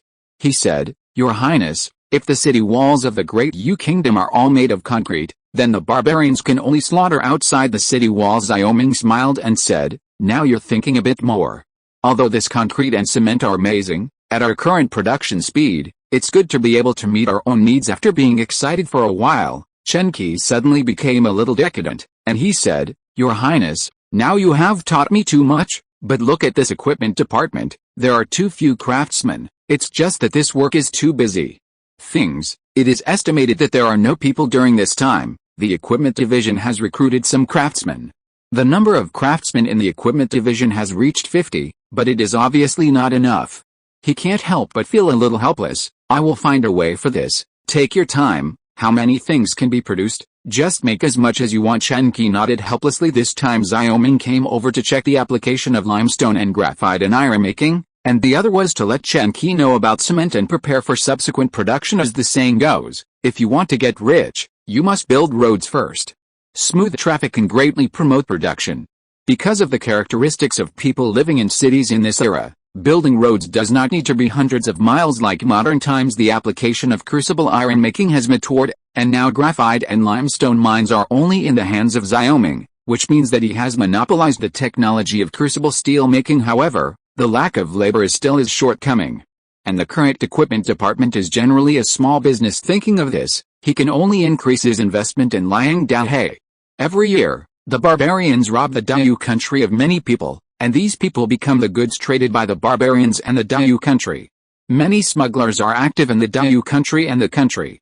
The barbarians engaged in the slave trade. As for slaves, his first choice is naturally the people of Dayu country. As for slaves outside the territory, they can basically only do some hard work. After all, language communication is also very difficult. After staying in the equipment department for a while, and instructing the craftsmen on the details of steel making, Xiao Ming and Jin Dafu went back. Halfway through the road, a man riding a horse suddenly came out of an alley and blocked in front of him, but it was Wang Shiji. Chapter 45. Your Highness. When Wang Shiji saw Xiao Ming, he immediately cupped his hands with a flattering smile. Xiao Ming pretended to be surprised. Isn't this Brother Wang? Why are you here? It's a coincidence. Wang Shiji thought that in order to wait for you, I could freeze in the snow for a long time, but he still said, Your Highness, this shows that we are destined. These days, I heard that His Highness has been behind closed doors and no visitors. I thought I would just take a walk today and meet His Highness. In fact, Xiao Ming has been hiding from the Wang family, playing hard to find. A few days ago, it had been snowing heavily in Qingzhou, and it was cold outside. He simply made an excuse that no one was there. Wang Shiji came to him several times, but he was blocked from the outside, especially since the Qin family made a fortune because of the drunk Qingzhou. Wang Shiji couldn't sit still. He came over every 3 or 5 minutes. This time, it is estimated that he would be waiting for him here as soon as he got the news. Oh, there is such a thing. This king was working on a new thing some time ago, but this has neglected Brother Wang. Xiao Ming said lightly. Fresh stuff? Wang Shiji was like a cat smelling fishy. I wonder what kind of magical thing Your Highness has invented. From Wang Shiji's point of view, the current King Qi is obviously not the sloppy rice bucket of the past, but a person who has learned to be rich and has strange ideas in his mind. They are naturally puzzled by this change, but King Qi is still the same King Qi, and they can only understand that he has learned some special skills this time. Xiao Ming studied hard behind closed doors, which further confirmed this thing is amazing. This time the Qin family is in Qingzhou, very much in line with the king's wishes. Xiao Ming sold off. Wang Shiji scratched his ears and cheeks anxiously. Now it's not only him, but his father Wang Chengchao is also like an ant on a hot pot. Last time Qin Li got him drunk with a few bowls of wine, so he was fooled by his favoritism towards the Qin family. He returned to God and wanted to find Xiao Ming, but Xiao Ming thanked him behind closed doors again. No one in Qingzhou's wealthy family does not know that the Qin family has made a fortune, earning 10 taels of silver per jar of wine, and 100 altars. One round trip is 1,000 taels. Now it is said that Xiao Ming has increased production again, and the Qin family can easily reach tens of thousands of taels of silver a month without any problem. Compared with this drunk Qingzhou, although the briquettes are sold well in Chang'an, the profit is not as good as this drunk Qingzhou wine. His Royal Highness, this time, you can no longer favor the Qin family. You may not know the ambition of Qin Zhuanxian Langzi. When your salt transportation department was not established, the Qin family was privately drying salt in Dengzhou and selling private goods. Salt. Wang Shiji said anxiously, if King Qi continues like this, within 2 years, the Qin family will surpass the Wang family and become the largest clan in Qingzhou. At this moment, Jin Dafu looked at Xiao Ming with a solemn expression. The laws of the Great Yu Kingdom are very strict in the sale of illicit salt. Even if Xiao Ming does not set up a salt transportation department, this ordinary businessman is strictly prohibited from selling illicit salt. Otherwise it would be a serious crime of raiding his home and killing his mouth. Although this is Xiao Ming's fief, if this matter hits Chang'an, even if Xiao Ming protects the Qin family, Xiao Wangxun and the court officials will pressure him to bring the Qin family to justice. This Wang Shiji is telling him about this now. That is, he wants to kill the Qin family. Squinting his eyes, Xiao Ming said, do you have any evidence? There is no such foolish brother, but someone did see Qin Yu once going to Dengzhou to transport salt. Wang Shiji affirmed. Xiao Ming nodded coldly. This king knows about this matter, and I will ask someone to investigate this matter, but this matter is important, and this king can't just listen to your family's words. You go back, this king has his own concerns. Seeing Xiao Ming's ugly face, Wang Shiji was happy in his heart. He didn't want to destroy the Qin family once. As long as Xiao Ming lost his trust in the Qin family after Wang Shiji left, Jin Dafu said with a smile, "Your Highness, the father and son of the Wang family are very scheming. They are trying to provoke the relationship between you and the Qin family, but this matter can be used." Xiaoming suddenly laughed. This king likes dog bites the most. He wants to use this king, and this king can use this to completely divide the king's aristocratic clan into two factions headed by the Wang family and the Qin family. Come, you can have both sides. Your Highness is wise. The way of a king is to master the word, and if you get the essence, you can stabilize your position. Jin Dafu was also a scholar before, but it was not useless. That's right, it seems that this king should talk to Qin Chuanian. Xiaoming smiled like an old fox. In the afternoon, the main hall of Prince Qi's mansion. His Royal Highness, slander, this is definitely slander. Qin Chuanian knelt on the ground. Snot and tears. Ordinary people in Dao country don't have to kneel when they see the emperor. Unless they have made a big mistake or are grateful, they will take the initiative to kneel. This time Xiaoming called Qin Chuanian to question the private Sald, and Qin Chuanian was on the spot. He knelt down in fright. "Get up, this king didn't say that he wanted to punish you." Xiaoming said the reason why Qin Chuanian is so afraid is because selling illicit salt is a serious crime. If Xiaoming really wants to raid his family and destroy his family, he can't resist, because once he resists, it means rebellion. His Royal Highness, Wang Shiji spewed blood, and the wicked sued first. After His Highness promulgated the law on farming, the Wang family not only did not cooperate with His Highness's decree, but also privately hoarded cattle and sold them to the common people at a high price, and concealed the number of cattle from His Highness, causing His Highness to go buy it from King Wei, and ask Your Highness to check it out. Qin Chuanian said viciously, "This is because he hated the Wang family." Xiaoming secretly said, "These wealthy families are really not good things. They all violate the yin and yang. Fight without breaking. This time, I directly smash the relationship between the two families, so that they would never die. In this way, they would demolish each other, and they would be able to act cheaply." "Is this true?" Xiaoming asked sharply. The sale of illicit salt is still a thing of the past, but the matter of farming cattle is after the law on farmland was enacted. And the Wang family took advantage of the opportunity to make a profit. But how could Xiaoming feel comfortable in such a difficult situation? It's absolutely true. If you don't believe that His Royal Highness can go to the Wang family's manor in various states to investigate secretly. Qin Chuanian said. While the two were talking, Jin Dafu suddenly arrived at the door of the main hall, and he said, "Your Highness, Wang Chengchao is outside the door to see you. This old man first murdered me, and now seeing His Highness summoning me, he must know that he was hiding the cattle." Qin Chuanian said angrily. Xiaoming was secretly delighted. The confrontation between the two was more in line with him, and he feigned angrily, "In that case, the two of you will confront each other in court." After a while, Wang Chengchao arrived at the main hall, and the two of them were very jealous when they met.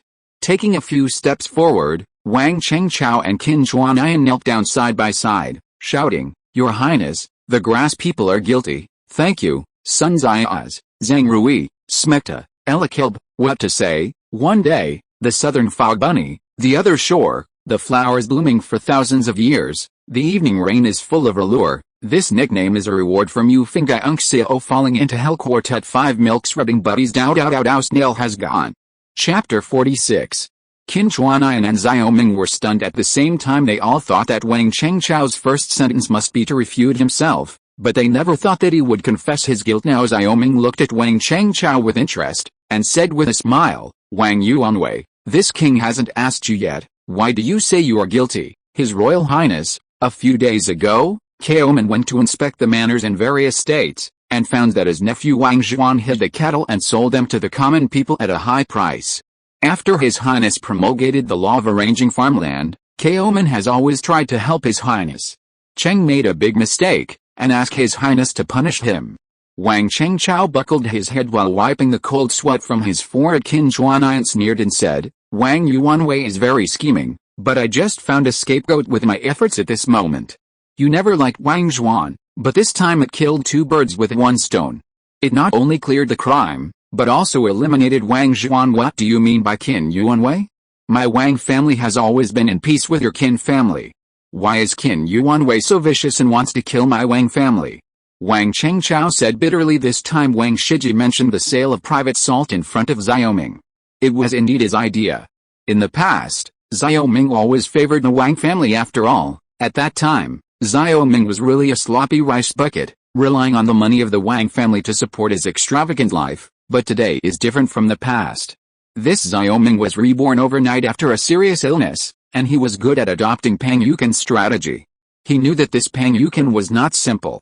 Now Xiaoming's actions are likely to have Pang Yukin behind his back. Now the Qin family has made a lot of profits in Xiaoming. If this continues, within a few years, the Qin family will surpass the Wang family.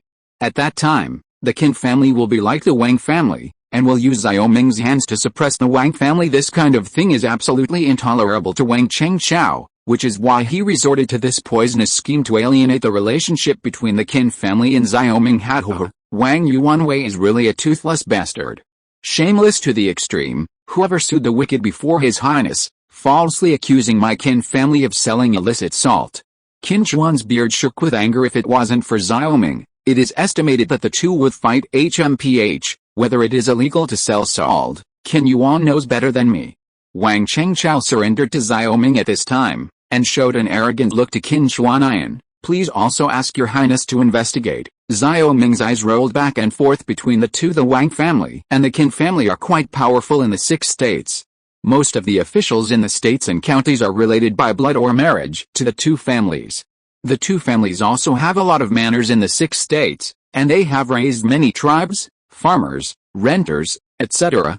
There are countless tenants who farm their land, not to mention private slaves at home. Now if he really favors one family and destroys the other, it will inevitably be a dog jumping over the wall. At that time, it will not be good. Now the fiefs are in ruins. And what is needed is a stable development environment. It would be very unfavorable for him if it took a few more years. Because of this matter in the future, he will use the conflict between the two to restrain each other, so that he can have both sides. When he establishes a new army and controls the government affairs of the 6 states, this King Xiao noble family will no longer be a problem, and it will not be left to him at that time. Thinking of this, Xiaoming said, Okay, don't quarrel any more about this matter, you all go back. Since the cattle farming was done by Wang Yuanwei's nephew, this matter is Wang Yuanwei's family affairs. How to deal with Wang Yuanwei can decide for himself, but this ox, Wang Chengqiao, was overjoyed. Xiaoming said that he would no longer pursue this matter. He said, His Royal Highness, Xiaoming will go back, and he will send the surplus cattle in the manor to the officials of the various prefectures, and the officials will allocate them. Your Highness only needs to give Xiaoming a little rent every year. That's it. Xiaoming nodded with satisfaction. This Wang Chengqiao is still a good idea. In this way, the cattle problem of the production team can be greatly improved. And then he looked at Qin Chuanian. As for Qin Yuanwei, the matter of selling illicit salt, this king will start an investigation, and you can't spread the truth until there is no conclusion. Qin Chuanian clenched in his heart. Xiaoming said that the sale of illicit salt was not over yet. Thank you, Your Highness. The two stood up at the same time, glared at each other viciously, and then turned to leave. When Jin Dafu saw that the two had left, he said, His Royal Highness is really getting smarter and smarter. He just gave the Qin family a favor, and then he beat the Qin family again. Now Wang Chengqiao is not held accountable. Wang Chengqiao also knows this. The current affairs immediately take out the cattle of the Wang family, and the matter of the private salt of the Qin family. His Royal Highness can always hold it in his hand from now on. This is a sharp sword hanging over the Qin family's head. That's right, Qin Chuanian must be clear in his heart, and he will definitely be more obedient than the Wang family in the future. Xiaoming laughed while the two were talking. Qin Chuanian and Wang Chengqiao also arrived at the gate of the palace. Wang Chengqiao, you are ruthless, let's wait and see later. Qin Chuanian scolded. This time it was obvious that the Qin family suffered a loss. The sale of illicit salt can be big or small, just follow Xiaoming's words. Wang Chengqiao is complacent, I'm ruthless, and member Qin is not ambiguous. After all, the two of them left at the same time. Qin Chuanian returned to the Qin mansion, but he was still uneasy in his heart. He thought about it carefully. It seemed that King Qi had spared the king's family this time for the purpose of farming cattle. He immediately went to the Wei family. Since his daughter married Wei Qing, the two families are in-laws, so the two families are very close. When he arrived at Wei's house, Qin Chuanian got rid of today's affairs. Brother Qin, do you mean to donate all the extra cattle from your family? Wei Hong felt a little distressed, and his face shook. Qin Chuanian said, Brother Wei, this matter is also a long-term plan. A farm cattle is only a dozen taels of silver, And now the Qin family earns more than a dozen taels from a jar of wine. And now His Highness has expanded production, and after a year there are more than tens of thousands of taels of silver, which is more important, Wei Hong said sourly. No matter how much you earn, it's still Brother Qin's money, and I can only envy. Wei Qinchuan said with a smirk. Why should you and my family divide you and me? My in-laws are the largest grain merchants in the 6 states, with the most arable lands and the most cattle. It's not difficult to come up with 1,000 cattle, but I'll compensate you with silver taels. It is Brother Qin said so much, I can only help with this. Wei Hong still didn't want to suffer, but since Qin Chuanayan said the money, he couldn't lose much, and then he said, but Brother Qin at that time, you can give me a few good words in front of your highness. Qin Chuanayan was stunned for a moment, then laughed, and patted Wei Hong's hand. Don't worry about my family, I will naturally acknowledge Wei Hong's achievements, if I can please His Royal Highness, why don't you and my family flourish, not to mention today. Unlike in the past, this Wang Chengchao was close to us in the past, but now he has shown his ambitions as a wolf child. You and I have a shallow foundation, and you can only rely on your highness to not be afraid of the Wang family and the Sun family. Wei Hong nodded. Brother Qin is right. Chapter 47 Chemical Fundamentals. King's House City. The Wang family Wang Chengchao and Sun Yuanzi sat opposite each other in the main hall, with Wang Shiji sitting at the bottom. Since Wang Chengchoi went to Prince Qi's mansion, Sun Yuanzi has been waiting for news at the Wang's house. Now that Wang Chengchoi came back, he briefly described what happened in the prince's mansion. It can be seen that I still value the Wang family in my heart. HMPH, of course, how much money my Wang family has spent on his King Qi in the past 5 years. King Qi will always miss the old love, but I can't feel the pulse of King Qi now. This time can only be said to be a fluke.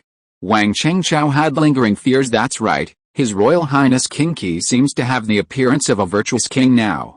This is closer to Pang Changshi, and I don't know why.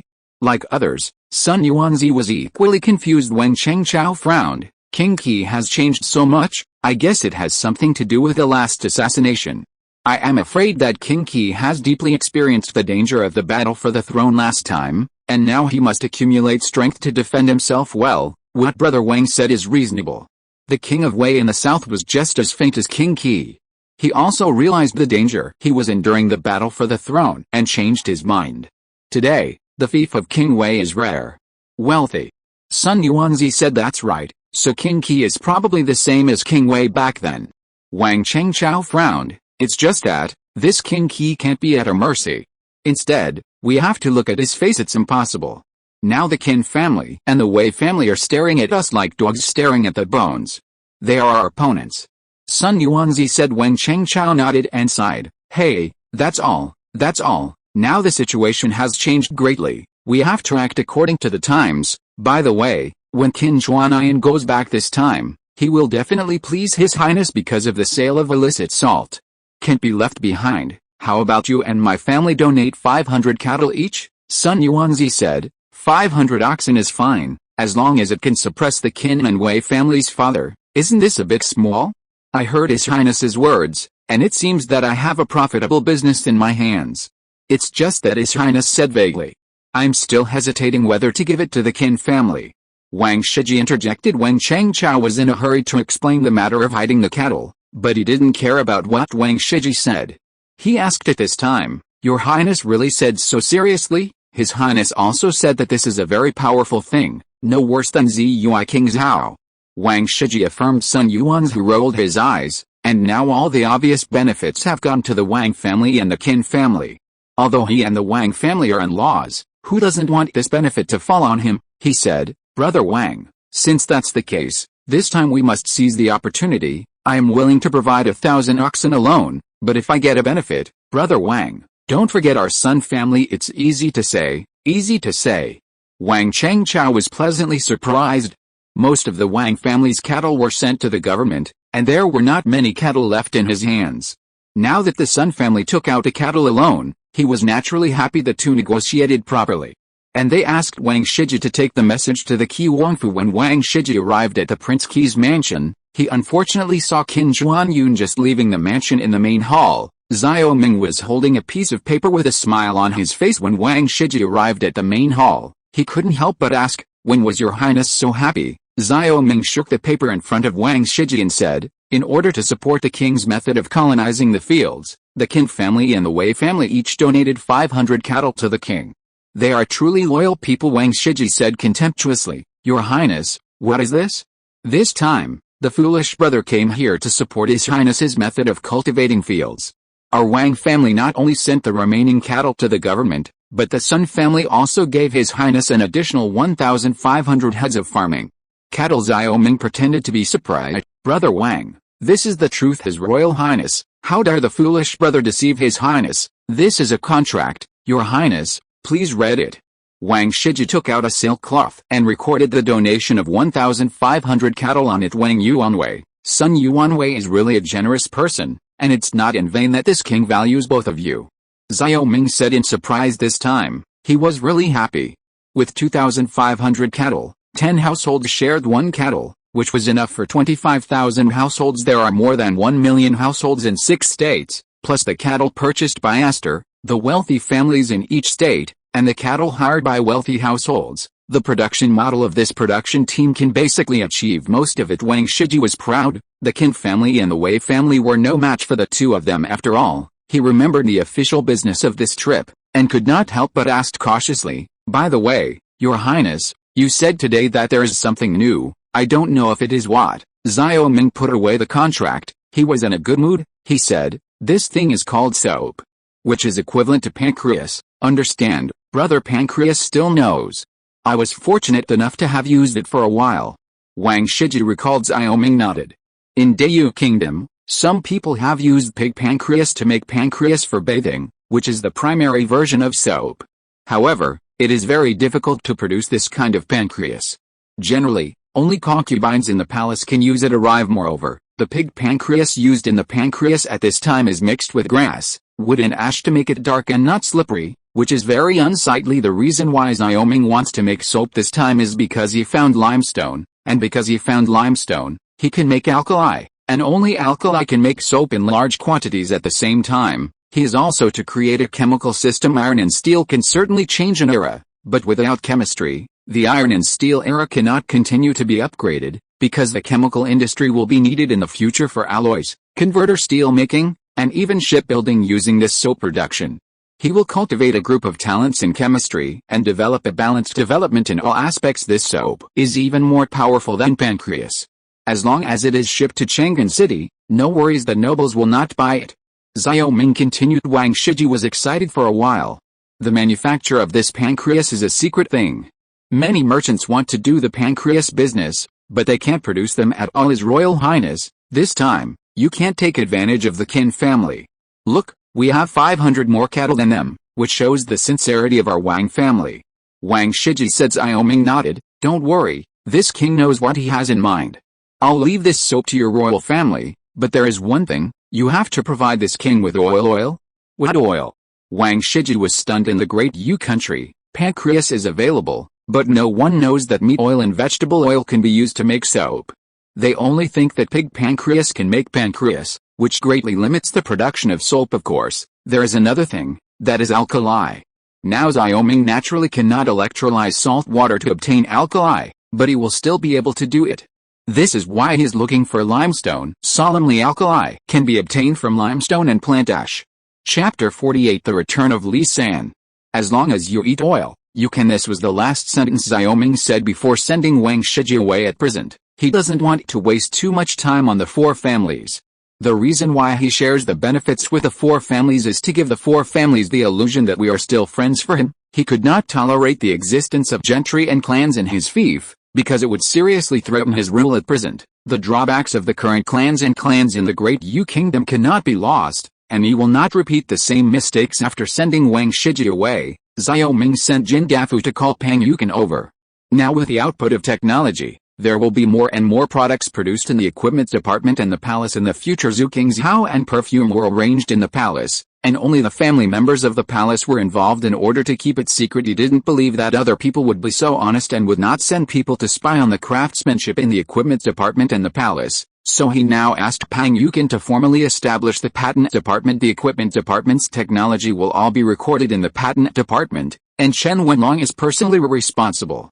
Any individual, businessman, or official who plagiarizes the patent will be sentenced to a serious crime, and the serious case will be directly executed. Anyone who uses a patent must pay the patent fee. Of course, Xiaoming has no plans to sell patents at present, but patent regulations need to be established in advance. At the same time, he also discussed with Pang Yukin that any private invention can be patented to promote the research atmosphere of the common people. In addition to the establishment of the patent department, the minerals department was established at the same time. This is the prelude to Xiaoming's preparation for the construction of official mines. As long as he has mastered the minerals, the industry will be in his hands. Pang Yukin has no objection to Xiaoming's measures one after another. In his opinion, as long as King Qi is willing to do the right thing, it is impeccable, and the rest of the implementation problem is his problem. Because the snow stopped, King's house seemed to be alive, and the city suddenly became lively again. Xiaoming took advantage of Wang Shiji to buy cooking oil, and organized the servants of the palace to make soda ash. Although this method of cooking limestone and plant ash together is earthy, it is indeed the most suitable method at present in this busyness. The days passed, and on this day, a person suddenly appeared in the palace, and all the people in the palace were boiling. His Royal Highness, Li San is back. Xiaoming, who was studying how to make a large batch of disposable soap, was suddenly interrupted by Lulua's surprised cry. Xiaoming dropped the brush and laughed loudly. To sum up the days, I said it's time to come back. As he was talking, he saw Li San carrying a package to the front. Seeing Xiaoming, Li San bowed and said, "Your Highness, the little slave is back." "No gift." Xiaoming smiled brightly. He was eager to know the details of Li San's trip to Chang'an, so he asked, "How about you talk about it?" Li San handed the package to Lulua, and he said, "Concubine Zhen sent Liu to tell me that your Highness's perfume is very popular with the Empress, and the concubines in the palace also like it very much. It is said that the Emperor and King Xiao got drunk at the Empress's place. I couldn't bear to give up the cup, and the Emperor also praised the wine that His Highness brewed." Lulua's face flushed with excitement. "I just said the girls will like it." Xiaoming nodded. "It's not normal that they don't like these magical things." He asked, "Is there nothing else?" Li San smiled knowingly and said, "This time, the Emperor Longyuan Dave personally instructed Kui Zhang, the Minister of Households, to allocate 200,000 taels of silver to His Highness at the court meeting, saying that if His Highness could be diligent in government affairs in the future, he would divide the 1,000,000 taels of silver. Grant it to your Highness." Stingy. Xiaoming was speechless for a while. The 1,000,000 taels of silver were allocated by the imperial court. Every time the prince became a vassal, the purpose is basically the same as that of modern wealthy businessmen giving the second-generation rich business capital. It has been more than 100 years since the founding of the Great Yu Kingdom. Although there were constant wars in the north, the people in the south lived very comfortably, and the commerce and handicraft industries were also very developed. In Xiaoming's opinion, the annual taxation level of the Great Yu Kingdom was basically comparable to that of the Song dynasty in the prosperous period, so the court is still rich, and Xiao Wangxuan is still stingy with this money. He can't help but despise it at this time. Jin Dafu was also alarmed, came over, and said with a smile, "His Royal Highness, 200,000 taels is not a lot. It can always relieve the urgent need. It's better to give these silver taels to the minerals department." Of Xiaoming had a headache for a while, and said, "You are a new official, and you know you need money before you take office. You can't give all 200,000 taels, but only half." "Thank you, Your Highness." Jin Dafu said with a smile, 100,000 taels is better than nothing. After the establishment of the minerals division, his responsibilities were very heavy, because not only coal, iron, limestone, and graphite mines need to be mined, but also other designated by Xiaoming mine. It is estimated that the 100,000 taels of silver are also snowflakes entering the water, and even a sound cannot be heard. Li Sam gave Jin Dafu a salute and said, "His Royal Highness, in addition to the money given by the Emperor, this time concubine Zhen asked Xiaonu to bring 200,000 taels of silver notes to His Highness." "Where did concubine mother get so much money?" Xiaoming was taken aback. Li Sam said, "Naturally, it is the credit of His Royal Highness's perfume. This is the deposit made by the ladies to His Highness. The reason for this is in the letter." With that said, Li Sam sent a letter to Xiaoming. After opening the letter and looking at it, Xiaoming frowned immediately. The money was made by the concubines and concubines of each palace, but this was not the point. The point is that concubine Zhen's letter mentioned Queen Zhao and the Crown Prince. If Queen Zhao is mentioned, it is understandable, but when it comes to the Crown Prince, The problem is big. Although concubine Zhen only mentioned a few words in the letter, Xiao Ming also understood that Empress Xiao's purpose of helping her this time was not simple. His Royal Highness, what's wrong? Jin Dafu asked when he saw Xiao Ming's expression was wrong. Trouble, I was misunderstood with the fourth prince. This prince was assassinated. This time Queen Zhao intends to draw this prince as a support for the prince. Did this prince offend all the princes who wanted to abolish the prince? Xiao Ming handed the letter to Jin Dafu after sweeping his eyes. Jin Dafu frowned. Indeed, the letter said that Empress Zhao and the Crown Prince were sympathetic to His Highness's hardships in King Zhao, and would take out 100,000 taels of silver to go to King Zhao with the Emperor's silver. Understood. After thinking for a while, Xiao Ming said lazily, since the money has been sent, let's not give it up in vain. The most important thing now is the development of the fief. If we can have both sides among the princes, that would be the best. His Royal Highness said that even if there is no crown prince, His Highness will be framed by the fourth prince. Instead of letting the fourth prince take advantage of it, it is better to stand on the prince's side temporarily to gain benefits.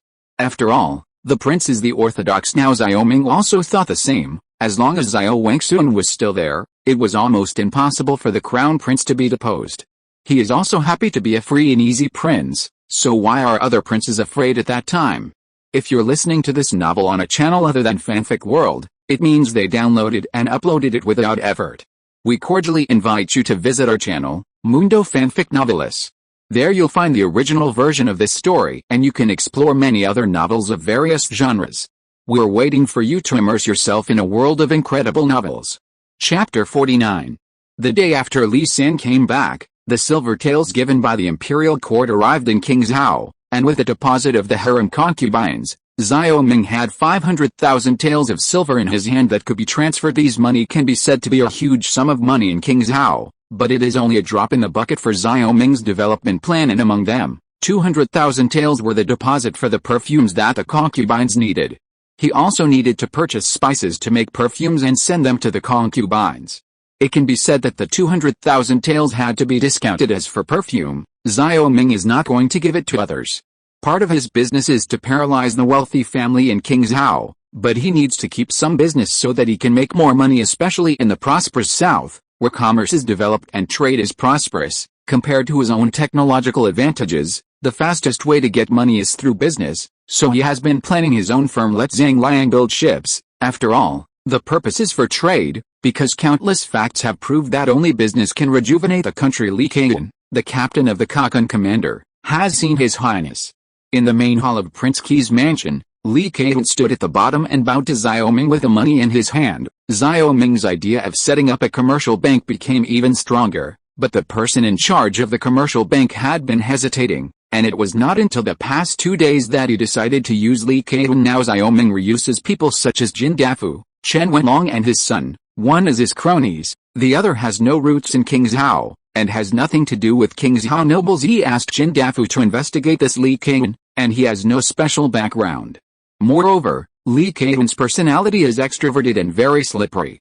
Obviously, he is suitable for being a businessman, not a general. He said, "Get up, this time this king is looking for you to give you an important task. His Royal Highness, please say, the lower official must do his best and die." Li Kaiyan said with a smile. Xiao Ming could say that he knew Li Kaiyan's character very well, but he didn't take it seriously and said, "This king is going to build a business and wants you to be the shopkeeper, His Royal Highness." Li Kaiyan's face turned wide, and he shivered. "His Royal Highness, the last barbarian thing, the lower official has already introspected." Xiao Ming waved his hand. "This king is not condemning. I didn't blame you for what happened last time, and your position in the army will remain, but you need to take care of the business alone. If I'm not wrong, you, his father, Li Shangji, used to be a businessman in King Zhao." Li Kaiyan grimaced. The Great Yu Kingdom was still traditionally emphasizing agriculture and suppressing commerce. Although the stable environment of the past century has slightly improved the status of merchants, the overall merchants are still looked down upon. The reason why he was able to become a captain in the army was not because of his merits, but because his father bought it from Xiao Ming with a lot of money. It is precisely because of this that Lu Fei has always looked down on him. Now Xiao Ming let him not be a general, but a businessman. I can imagine his mood at this time, but Xiao Ming said that he would be more relaxed when he said that he would retain his position returning to His Highness. That's true. Before my father went west, He had been traveling to various states to sell cloth.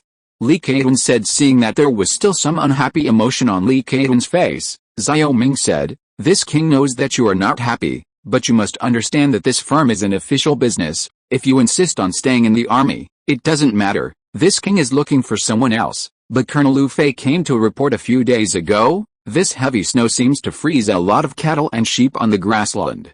The barbarians are going to raid the south in large numbers again. His Royal Highness, the lower official, is willing." Li Keqian was shocked. He was the only seed in the family, and he was killed in the war between being looked down upon and the barbarians. He still chose the former. Xiao Ming nodded at him with a smirk. "That's right, make the best use of everything and make the best of your talents. You are not suitable for the army. Come, this king will tell you how to build a business." Li Keqian looked helpless and had to go forward and listen carefully this time. The firm Xiao Ming planned to build was bearing the name of Prince Qi's Mansion. This was also for the sake of the firm's circulation in various places and to avoid blackmail by local officials. The name of the firm is Wantong Firm, and Xiao Ming will spend 50,000 taels of silver to buy 5 small merchant ships and 10 horse teams on land. This scale is currently only a small firm, but everything is difficult at the beginning. Slowly just grow. In addition to the specific management methods of the firm, Xiao Ming also instilled many advanced business concepts in Li Keqian, which Li Keqian understood quickly under the effect of the technology spar. His family was originally a businessman, and he knew a little about doing business. This first batch of products is perfume. You just need to go into the water and ship it directly to the southern states. Xiao Ming finally said at this time. Li Keqian was still shocked by the new knowledge in his heart. This knowledge made him a little ambitious. He said, "His Royal Highness, I still have a few more trusted brothers in the army. I will be relieved with them, no problem. You can take anyone you want, except Lu Fei." Xiao Ming joked. Li Keqian nodded, told him to retreat, turned and left Qi Wangfu, and started to prepare for the business. As soon as Li Keqian left here, Liang Dahe went to the main hall under the guidance of Jin Dafu. Xiao Ming asked, "Liang Dahe, what happened to the slaves this king asked you to buy?" "His Royal Highness, Keoman spent a lot of money to find all the brothers he could find. This time, a total of 950 slaves were found for His Highness. When the snow on the roads in various states melted, Keoman prepared to go north to buy slaves for His Highness." Liang Dahe said 950 slaves are still too few, basically a drop in the bucket, but the meal always has to be stuttered. It seems that he has to focus on building ships, and overseas trade is the focus of commodity exchange. Yes, continue to buy slaves. This king will not treat you badly.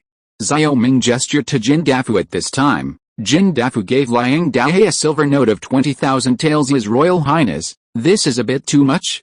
Liang Dahe was pleasantly surprised. He had never done such a smooth business before. "Leave more for the next slave trade." Xiao Ming said, "Where are these slaves?" "It's all on the dock in the north of Qingzhou City." Liang Dahe happily accepted the money. In the past, he waited for a long time in the East City to find a buyer, but now such a large transaction has made him truly appreciate the benefits of working with Xiao Ming. Xiao Ming said to Jin Dafu, "Steward Jin, your name is Colonel Lu, and you will temporarily place the slaves outside the city in the military camp in the east of the city. Tomorrow, the king will go to see them." Jin Dafu nodded and left with Liang Dahe. Now that he has enough money, Xiao Ming is eager to use the money to get on the fast lane. What he said to scare Li Keqian just now is not nonsense, and there are indeed a large number of barbarian scouts outside Qingzhou City. Chapter 50 Workshop Area. Qingzhou East Camp. This is the barracks where the Qingzhou army was stationed. Compared to the 3,000 soldiers in the prosperous period, there were only more than 300 soldiers stationed in the Qingzhou camp. At this time there are many vacant barracks in the camp. In the past, these barracks were covered with cobwebs and dust on the ground, but now these barracks have been cleaned up again, and the recruitment notice has been posted. In half a month, the new recruits are about to enter the camp. This recruitment will fill up all the barracks in the Qingzhou camp, reaching the peak of the Qingzhou army. Veterans are especially excited about this, as if returning to the period before the barbarian invasion, especially since the increase in soldiers will mean that they will be promoted. However, before the new recruits came, a group of people in rags entered the barracks in advance. After inquiring, they realized that these were slaves purchased by King Qi from various places for King Qi. The veterans did not have a good impression of him before, but in the past 2 months, rumors of this King Qi's reformation have spread in the market, which also gradually changed their views on King Qi. "His Royal Highness, these slaves can't live in the camp all the time. The new recruits are about to enter the camp. I don't have any free space here. When Xiaoming arrived at the King's Hao camp the next day, Lu Fei immediately complained to Xiaoming, I didn't plan to let them live here forever. Before the recruits enter the camp, I will definitely let them move out. Xiaoming put his hands into the sleeves. Although the snow had stopped, the weather was getting colder and colder. Although the sun today was good and golden, Xiaoming was still shivering from the cold. This way, that's okay.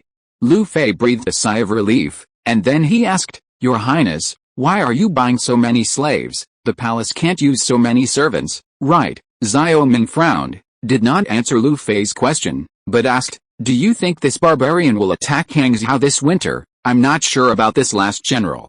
3 years ago, King's Hao was looted once, and more than 100,000 young and strong men were taken away. They have not recovered yet. It stands to reason that barbarians should understand that there is no oil or water to fish here. Lu Fei said in a deep voice, It's just that the merchants from the grassland said that a lot of cattle and sheep were frozen to death on the grassland this time, especially the Huanshuo tribe living in the north of King's Hao suffered heavy losses.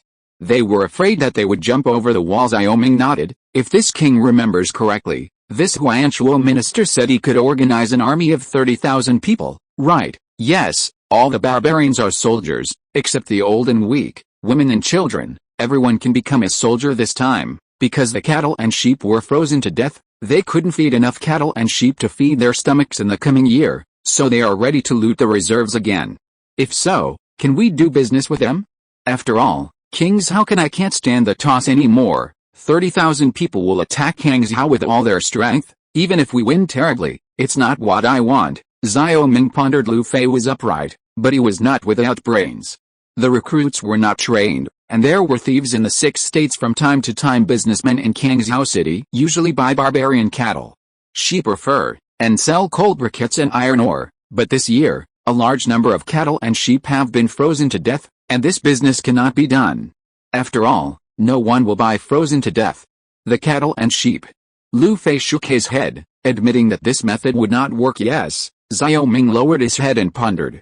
Soda ash has been prepared a lot for soap, but relatively speaking, the price of oil is not cheap. The Wang family is anxious about this now that a large number of cattle and sheep of the barbarians are frozen to death. Isn't it a good opportunity to buy meat oil? And Lu Fei said that the transaction of coal and iron ore requires the participation of the Wang family. The Great Yu Kingdom has always prohibited the sale of coal and iron ore to barbarians, but smugglers have never been fused. Xiaoming naturally didn't like the barbarians, because the Grassland Empire was getting bigger and bigger, which was a huge threat to him and the Great Yu Kingdom, but at this time he had nothing to do. Now that he can't beat him, he can only suffer the grievances in his heart to maintain a stable development environment. If he wants to resolve the crisis this time, it is estimated that the Wang family will have to come forward, because the Wang family has business dealings with the barbarians, and there will definitely be private connections. There was a care in his heart, but Xiaoming didn't tell Lu Fei that a blood feud between the barbarians and the Great Yu Kingdom was disgraceful. After all this time, Xiaoming came here mainly for the slave business. The 950 slaves said more or less, but it was very important to Xiaoming, because these people were enough for him to set up several workshops. The equipment department is just that big, and now it can't accommodate so many craftsmen and equipment. He has long been planning to build a workshop base similar to a modern industrial park. He has already selected the location, just in the lower reaches of the Tuojiang River in the south of the city.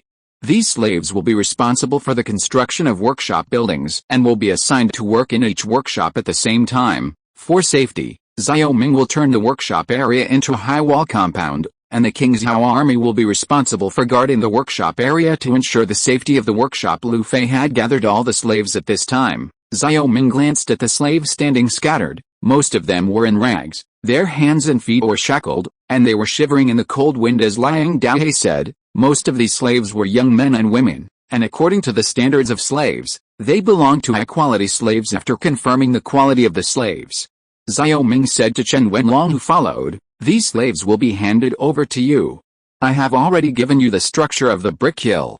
More than 900 people are enough for you. This winter equipment department will be handed over to Chen Wenlong. Key, your mission is to bring these slaves to burn paper to produce red bricks and cement, and build a workshop in the workshop area. After the spring, the equipment manufactured by the equipment department will be transferred to the workshop. Understand?" "Yes, Your Highness." Chen Wenlong said. Xiao Ming nodded and asked Lu Fei to cooperate with Chen Wenlong to escort the slaves to the workshop in the lower reaches of the Tuojiang River. The brick hill was also in this area. Xiao Ming did not plan to use the previous earthen walls and wooden structures for the construction of the workshop this time, but to use modern red bricks. Burning paper red bricks is not a difficult technical task. Xiao Ming briefly taught Chen Longwen the knowledge of the kiln factory. After all, the firing of red bricks is similar to that of pottery, and he doesn't need to be comparable in quality to modern red bricks, just strong enough. The second is cement. Chen Qi already knew how to make cement. These two things are crude benzene work, and these slaves are enough to these slaves. Xiao Ming did not say anything righteous about freedom, democracy, and human rights, because in this uncivilized age, this is no different from nonsense in the hearts of these slaves. They themselves identify with their own destiny and status.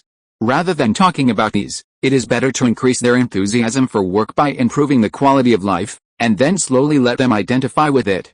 End of this chapter. Thank you very much for reaching the end. Don't forget to like. Looking for more exclusive content and immediate access? Subscribe to our Patreon. Remember, every like, subscription, or donation encourages us to continue. Thanks to everyone. See you in the next video.